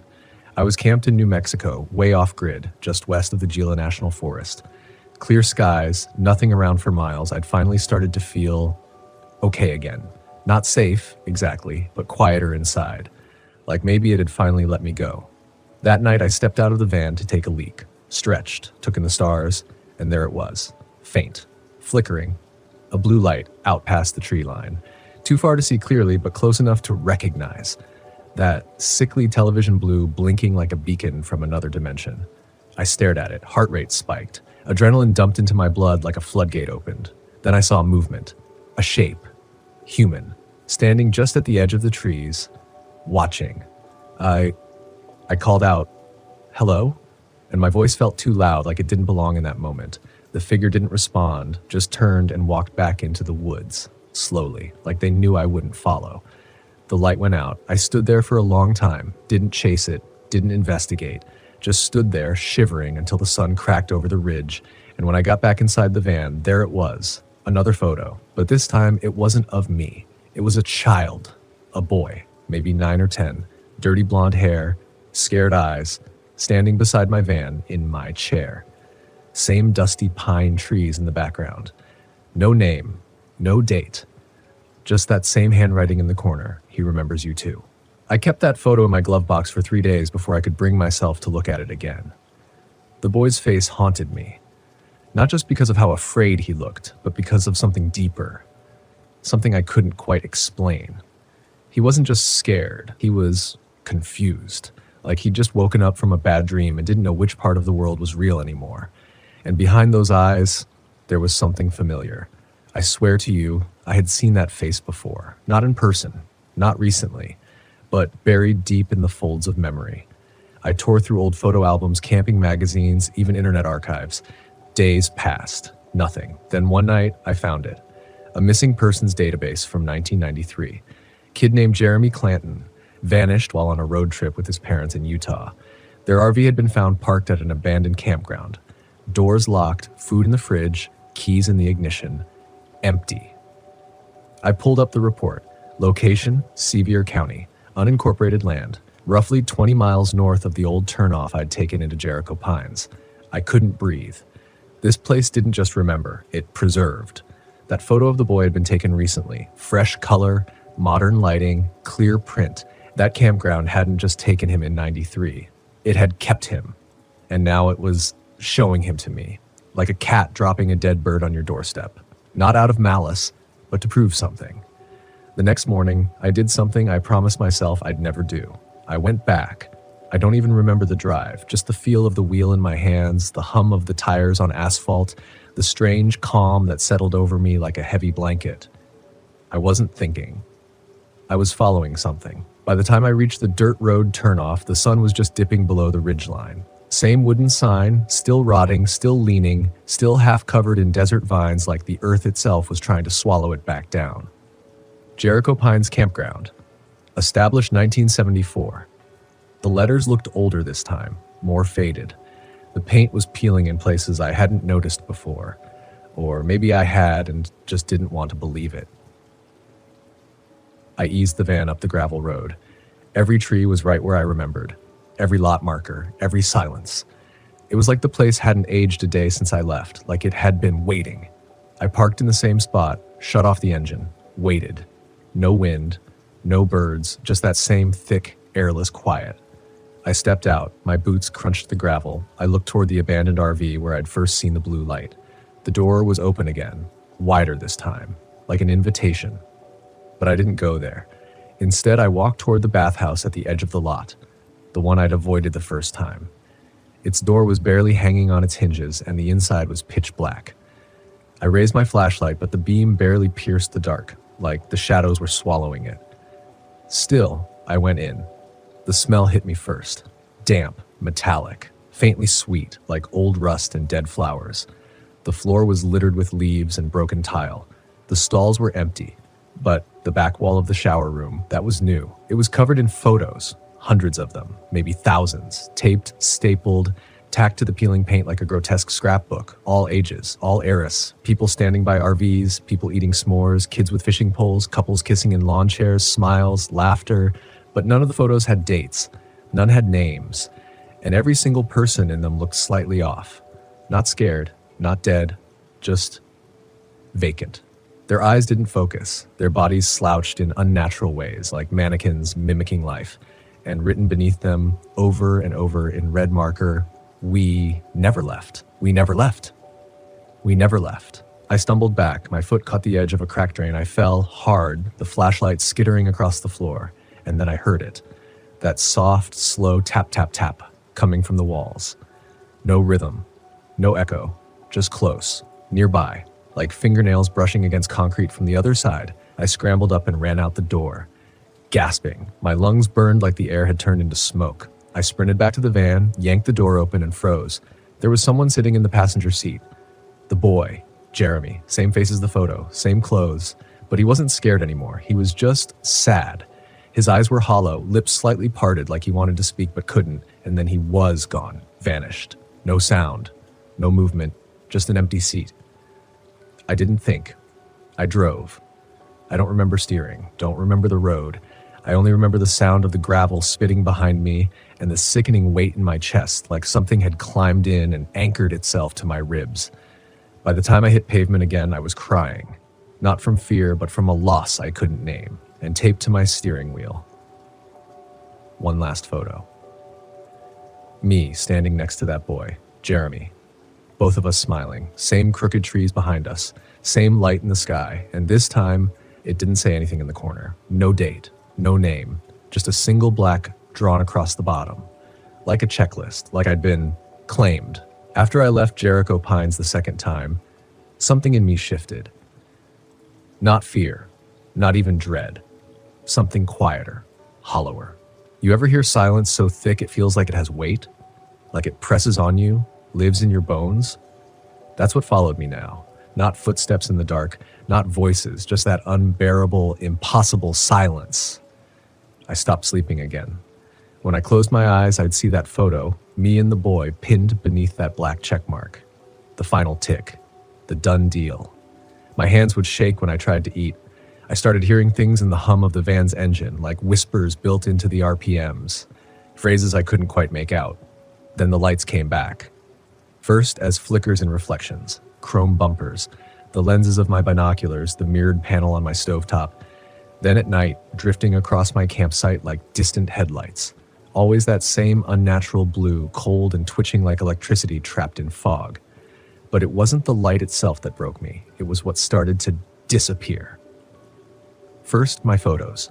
The old ones, the real ones. Family shots from the 80s. Trailhead snapshots. A picture of me and my dad holding up trout in Montana. Gone. Just empty film sleeves and static. Then names. I'd try to remember them. People I'd met, places I'd stayed, and they'd slip away like dreams. I'd reach for a memory and come back with ash. One night I sat by the fire and tried to say my mother's name out loud. And I couldn't. Just couldn't find it. Like someone had gone into the attic of my brain and turned the boxes upside down. That's when I understood. The park wasn't hunting me anymore. It was absorbing me, piece by piece, memory by memory, like water soaking into sand. Every camper who vanished from Jericho Pines, they weren't dragged away. They weren't buried in some shallow grave. They were still there, but not alive, not dead, just reduced, flattened into that place, like fingerprints on the walls.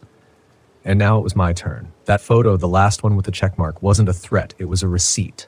I had been cataloged, filed, and soon I wouldn't remember enough of myself to fight back. So I made a choice. One last drive. If I was going to disappear, I was going to do it on my terms, not fading in some half-life of phantom memories and blank photo albums. I had to go back, to burn it down, or bury myself in it, one or the other. I stocked the van with fuel cans, bottled water, flashlights, fire starter, drove all night through wind-whipped desert, the moon watching like a blind eye. I didn't eat, didn't sleep, just drove with the static on the radio and the weight of my own erasure growing heavier by the mile. I hit the gravel road just before sunrise. The sky was bruised purple, the clouds dragging like torn sails. I parked in the same cursed lot one final time, killed the engine, stepped out, and I knew this time I wouldn't leave. Not unless I beat it. The bathhouse door was already open. The photos were gone. Not a single scrap left. Just bare, crumbling walls and water stains that looked like faces if you stared too long. I poured fuel over the floor, up the walls, into the drain, then to the old RVs, the picnic tables, the wood posts. I didn't light it yet because I saw something. By the tree line, maybe 50 yards out, a shape, a woman, long black hair, barefoot. She stepped forward, no sound. I raised the match and shouted, "Back off, I'll do it!" She didn't stop. And as she came into focus, I saw her face. It was mine, a woman with my face, but older, eyes empty, skin slack, mouth hanging slightly open like she was trying to breathe underwater. She raised one arm, and in her hand, dangling from her fingers, was a Polaroid. I stepped closer. My breath caught. The photo was me, crouched by the fire, in this exact moment, holding a match. Only behind me, in the photo, the entire forest was already on fire. I spun around. The matchbox slipped from my hand, because it was true. Flames, everywhere. Not where I'd poured fuel, but further back, in the woods, in the trees themselves, burning blue, cold, unnatural, like fire from the wrong universe. The woman, my double, stepped forward again, reached for me, and then she said it, mouth barely moving. "He remembers you." My knees buckled. The ground rushed up. I saw stars behind my eyelids, static, and then silence. When I woke, I was back in my van, parked on a hill I didn't recognize. No fire, no smell of smoke, just open desert and a black sky full of stars. The only sound was the click of the Polaroid ejecting from my dash. I reached for it, hands trembling. It was blank, just white. And in the corner, written in red ink, "Don't come back." That was 2 years ago. I haven't. I still live in the van, still travel, still try to hold on to what's left of me. Some days are better than others. I can still remember my dad's voice, my first dog's name, but there are gaps. Big ones. Whole chapters of my life missing. Sometimes I wake up in places I don't recognize with no memory of how I got there. Sometimes I smell burnt pine and old film and I freeze, like the world is about to tilt sideways again. But I'm still here, and I think that matters. Because maybe that place doesn't want to kill you. Maybe it doesn't even hate you. Maybe Jericho Pines just collects souls, memories, smiles and photos, people who don't run fast enough. And once you've seen it, once it's seen you, you never really leave.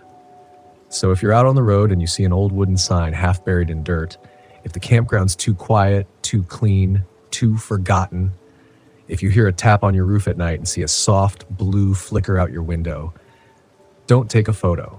Don't stay for one night. Don't even look back. Just keep driving and hope it hasn't already remembered you. I didn't go to Alaska to find danger. I went to disappear. It was late August when I crossed the border, my 24-foot Class C creaking under the weight of every item I thought I might need to survive the loneliness I craved. The lower 48 had become too loud, too full of people and noise and expectations. I was done. Done with the phone calls I didn't return. Done with the job that pretended to care. Done with the routine that numbed me. I needed the silence, the kind that lives in the pines and stretches for miles in every direction. Alaska was where I would find that, or so I thought. My name's Connor.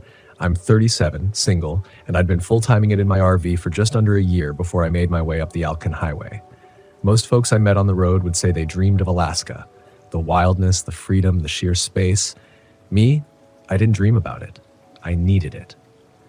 I wanted to test myself, maybe even punish myself. What better way than to camp alone in some of the most remote land left in America? I rolled into the Wrangell-St. Elias region after a week-long drive through a blur of evergreens and forgotten towns. I'd heard about a small, unofficial pull-off near a river. No hookups, no signage, just a flat stretch where a few locals sometimes parked for hunting season. I had no idea what made me pick that spot. Maybe it was the way the water glinted like steel, or how the trees looked like they hadn't seen a human in years. But the moment I parked and shut off the engine, I knew something felt different. The silence wasn't peaceful. It was thick, like a blanket thrown over my ears. Not even birdsong. No wind. Just the soft ticking of the RV engine cooling and my own heartbeat pounding louder than I wanted it to. I should have left right then. But when you come looking for isolation, you tell yourself silence is the goal. You romanticize it, even when your gut starts whispering otherwise. I told myself I was being dramatic. I set up camp, popped the windows for airflow, and made myself a cup of instant coffee that tasted like rust. The sun hung heavy and low, as it tends to do in late summer up here, casting everything in that golden haze that makes you think nothing bad could possibly happen. Around 7 p.m., I stepped outside with a folding chair and sat near the edge of the tree line, watching the river. That's when I noticed it. A set of prints in the damp earth, large, deep. At first, I thought bare, and maybe they were. But they were spaced strangely, more deliberate, less like wandering, more like stalking. I scanned the woods but saw nothing. Just trees. Old trees, leaning and creaking as if whispering secrets to one another. I stood up and walked the perimeter of the clearing. No other tire tracks, no human footprints but mine. The idea that someone or something had been watching me unsettled me in a way I hadn't felt in a long time. But still, I stayed. That night, I couldn't sleep. Not from fear, not yet, but from a nervous energy that prickled just beneath the skin. I lay there in my bunk, wrapped in a flannel blanket, the windows open just enough to hear the river's rush. Then I started hearing something else. Something I couldn't place. It started soft, a tapping like fingernails on the outside of the RV. Not scratching, just deliberate. Tap, pause, then again, tap, tap. I sat up, heart rate doubling. I leaned toward the window and froze. Nothing. No shape, no movement. I told myself it could have been a tree branch or an animal brushing past, but the taps had been too evenly spaced, too intentional. By 3 a.m., I'd convinced myself it was just my mind playing games. That's what solitude does to people, right? It messes with your sense of reality. I eventually drifted off. The next morning, I stepped out to the kind of cold that burns your lungs. Frost clung to the grass. But it wasn't the cold that woke me fully. It was the tracks. They circled my RV. Twice. Large, human-sized prints. But barefoot. No tread. Just toes. Toes and heels. In freezing mud. I stared for a long time, my breath fogging in front of me. I didn't move. I didn't even reach for my phone. I just stood there, staring, trying to tell myself there was a logical explanation. But there wasn't. Not out here. Not this far from civilization. I spent the day pretending nothing was wrong. Chopping firewood I didn't need, reorganizing my food bins, playing music too loud just to fill the silence. Every few minutes, I'd glance toward the tree line, half expecting someone to be standing there. But there never was. Just that oppressive stillness. That night, I locked every window, every door. I even placed a can of bear spray next to the bed. I wanted to believe that would make me feel safe. It didn't. At 1:12 a.m., I woke to the sound of breathing. Not mine, not from inside the RV, but right outside the window. Heavy, wet. Like something too large for a man, but too controlled to be an animal. The kind of breathing that's aware of you, that mimics your stillness. I didn't move, I didn't even blink. Just stared at the ceiling, praying it would go away. It didn't. Then came the knock. Just once. Sharp. Hollow. Like knuckles on fiberglass. Then silence. I don't know how long I lay there. Could have been minutes. Could have been hours. I never looked at the clock again. I didn't sleep. I just waited for sunrise like it was salvation. When light finally came, I got out. I had to. I stepped out of the RV like a man stepping into a dream he wanted to wake up from. There were no footprints this time, not a single one. But I knew what I'd heard. I knew what I'd felt. That presence, it wasn't in my head.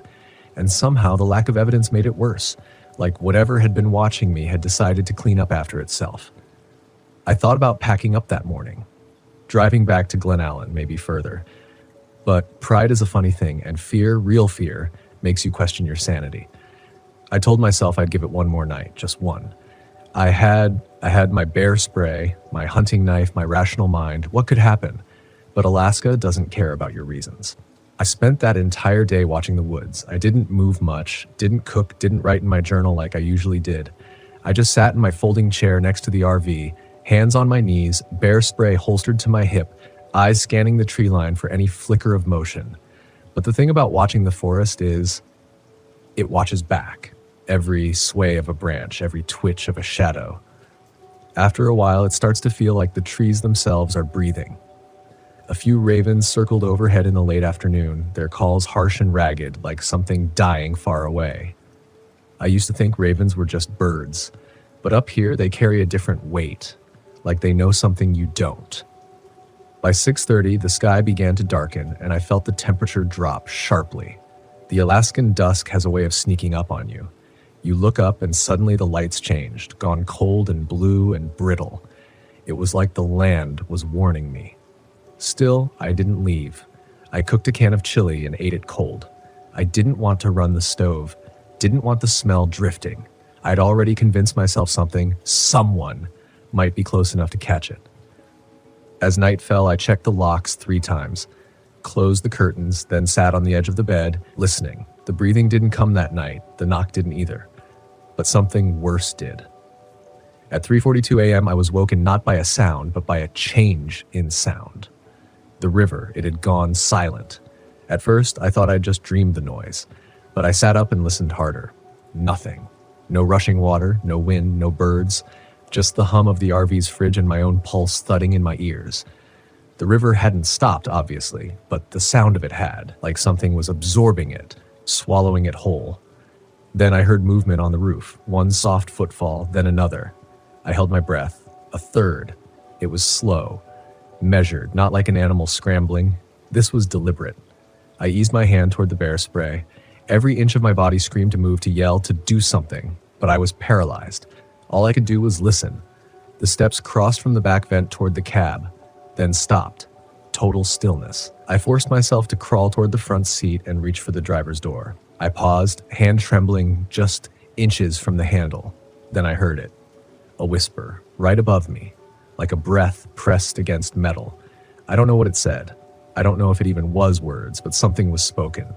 Low, wet, like someone trying to remember how to use their mouth. And then it was gone. No footsteps leaving, no jump, just gone. I waited until morning to get out. Waited until the sunlight turned the frost on the windshield into diamonds. When I climbed up onto the roof, there was nothing. No tracks, no marks, just dew. But I knew what I'd heard. The river had returned to its normal sound too, but it didn't feel right anymore.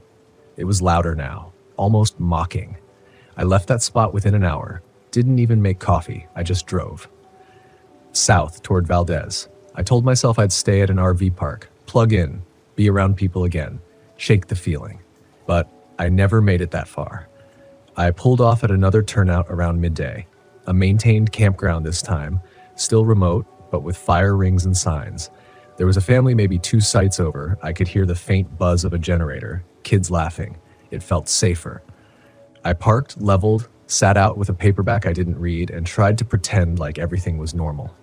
That night, I slept better. There's comfort in proximity, even if it's just the distant hum of other humans nearby. My body started to relax, the adrenaline fading. Maybe it really had just been my mind. But Alaska doesn't let you forget, not when it's chosen to show you something. The next morning, I found something underneath my RV, a strip of leather. Not mine, not from any of my gear. About 8 inches long, frayed on both sides, looked chewed. At first, I assumed it had been dragged there by a dog or coyote, but when I picked it up, I felt something sharp embedded in it. A tooth, not a fang, a human molar. I dropped it, hard. It bounced off the gravel like a rock. I didn't tell anyone at the campground. What was I supposed to say? Hey, just found a chewed piece of hide with a human tooth under my rig. Anyone lose a jaw? I kept it to myself, left again. This time heading west. I didn't stop for 2 days. I just drove, windows down, music blaring, trying to drown out something I couldn't name. But the worst moment came in talk. I'd pulled into a station to fuel up, went inside to grab jerky and a coffee. The guy behind the counter was an older local, probably in his 60s. Weathered face, real calm. When I paid, he looked at me and said, "You camping up north?" I nodded, not thinking much of it. "Wrangell side?" "Yeah," I said. "A few nights." He gave this slow nod. "You see anything weird?" The question hit me like a slap. Not any bears? Not any moose? Weird. I hesitated. "Why do you ask?" He looked out the window, jaw clenched, then leaned in just slightly. "Sometimes they watch folks from the trees. Sometimes they come real close. They don't always leave marks." "They?" He didn't answer, just bagged my items and said, "You take care out there." I drove out of talk with my stomach in knots. That night, I parked at a rest area near the border. It was busy enough, a couple truckers, a camper van from Quebec. I figured I'd finally get a good night's rest. But sleep didn't come. Because I realized something that chilled me more than anything I'd heard or seen. I hadn't checked the undercarriage of my RV since that morning. I grabbed my flashlight, crawled underneath, my fingers trembled on the gravel, and there, taped to the rear axle, was a strip of birch bark. Written on it, in charred black markings, were 4 crude symbols I didn't recognize, but I felt what they meant, a warning or a claim. Either way, I knew then I wasn't being followed, I was being carried. I left Alaska the next morning, didn't even brush my teeth. I just drove, didn't look back, didn't stop for breakfast, didn't stop to dump my tanks or refill propane. I just pointed the nose of my RV south and pressed the pedal like salvation waited at the next state line. But you don't leave something like that behind. You carry it. I crossed back into the Yukon by noon. The border officer glanced at my passport, smiled politely, then waved me through. And for a second, just one heartbeat, I felt relief. The air felt lighter, the trees less tall, the silence not so suffocating. But even as the miles passed, that weight stayed with me. In the rear view, I swore I saw something. Not someone, something. Not chasing, not hunting, just watching. And I started noticing little things, subtle things, like the smell inside the RV changed. It wasn't bad, not rot or decay, just different, like moss after rain, mixed with ash. I cleaned every surface, washed all my clothes. Still, the scent lingered. Worse were the dreams. Every night after I left talk, I started waking up gasping. Not from nightmares I could remember, just a feeling. Like something had been in the RV with me, watching me sleep. Close. So close I could hear it breathing even after I opened my eyes. One night, I woke with my hand on the floor. I never sleep like that. I keep my arms tucked in, always have. But this night, my palm was pressed against the laminate floor, like I'd been reaching for something, and something had been holding it. I felt it as I pulled my hand back, the cold, the pressure, the resistance, like fingers letting go. I didn't scream, I didn't jump. I just sat there in the dark, rocking back and forth, whispering to myself like a child who just realized the monster in the closet was real all along. I finally reached Haines Junction by the end of the week. I parked in a full hookup site, surrounded by other RVers, kids running around, someone cooking bacon a few sites down. It should have felt safe, but I couldn't shake it. That thing on my axle, the birch bark, I'd thrown it away back near Beaver Creek, tore it up, tossed it into the woods, but the symbols still burned behind my eyes. I'd started drawing them without realizing it, on napkins, in the margins of my journal. One time on the condensation of the window, like my hand had a memory that didn't belong to me. I tried to talk to someone. An old man in a Class A next to mine had been to Alaska 5 times. I asked if he'd ever seen anything strange up there. He gave me this long look, like I'd asked the wrong question to the wrong person. "Strange?" he said. "You mean bears in the outhouse, or you mean strange?" I didn't answer, just looked at him. He nodded, took a deep breath. "There's stuff in those woods that don't care if you believe in them, and if they do notice you." He looked toward the trees that rimmed the campground. "Sometimes they follow." "Why?" I asked. He shrugged. "Why do we poke ants or catch fireflies? Curiosity, maybe." Or maybe they're just bored. That night, I locked every door and window again. But it didn't matter, because it came inside. I didn't see it, didn't hear it, but I knew. I woke up at exactly 3:03 a.m. and everything was wrong. The air was heavy, not just cold, oppressive, like breathing through wet wool. The light from my phone flickered even though the battery was full. My dog, a black lab mix I adopted a few months earlier, was growling low from under the bed. She never growled, never even barked. And then the scent came back. Moss, ash, and something burned. Not wood, not food. Teeth, like someone had been cooking teeth. I sat up, frozen. And that's when I heard the whisper again. But this time it wasn't outside. It was behind the bathroom door. Not loud, not aggressive, just soft, repeating. A wet, dragging syllable I couldn't place, like someone trying to remember a name they'd only heard in a dream. I grabbed my flashlight, turned it on, and it immediately flickered, then died. Even the backup lantern I kept in the drawer wouldn't light. I was trapped in that RV with whatever was whispering my name through the door. Then the knob started to turn. Slowly. I didn't wait to see what came out.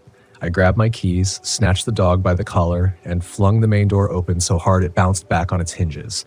I ran barefoot into the gravel lot, into the night, not even caring who saw me. A couple in an Airstream 2 rigs over opened their window and shouted. I couldn't speak, couldn't explain.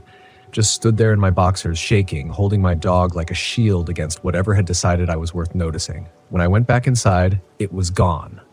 No scent, no sound, nothing. But the bathroom door was wide open, and drawn into the condensation on the mirror were the same 4 symbols from the birch bark.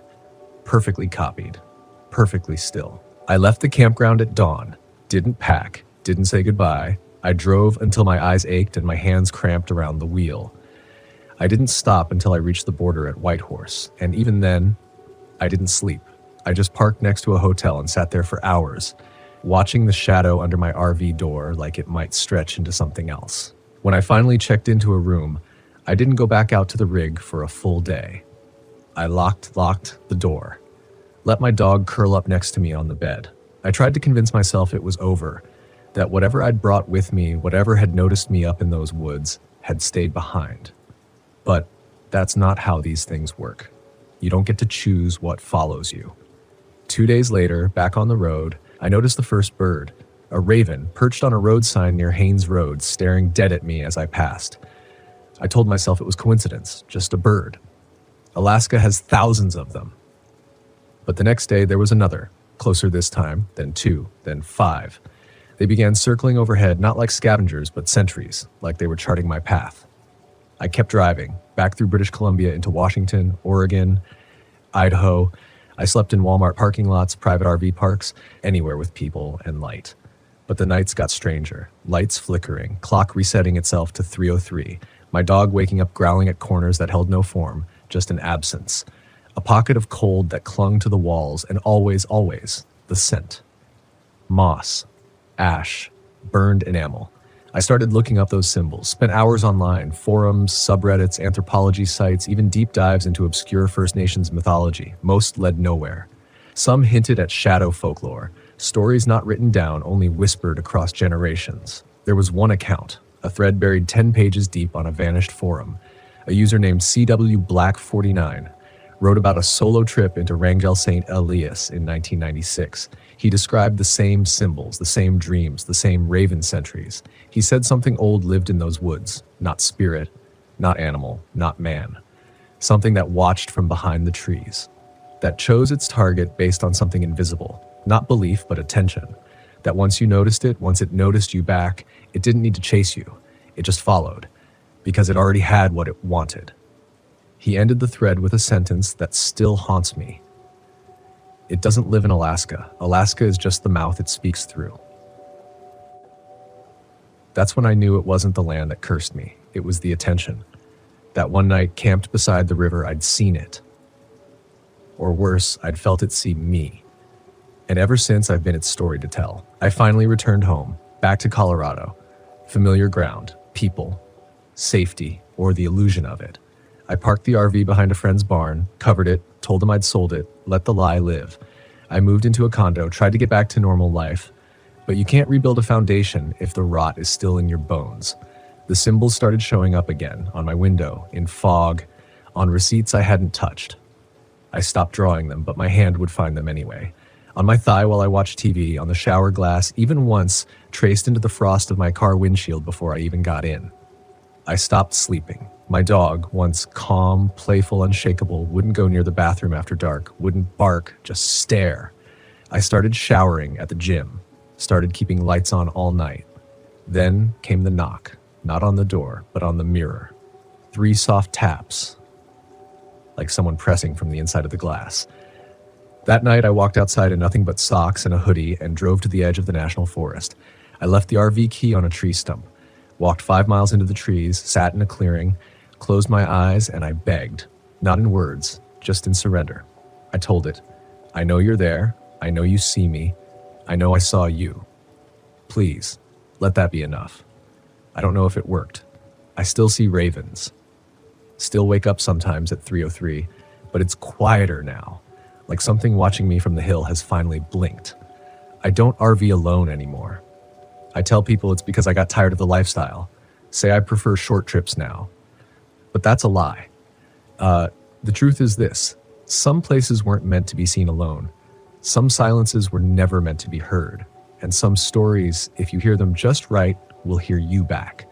So if you're heading up to Alaska, chasing that purest kind of wild. If you find yourself pulled to a stretch of river without a name, where the trees grow just a little too straight and the wind carries too many voices, pay attention, but not too much, because attention is permission, and once it knows you're listening, it will never stop whispering your name.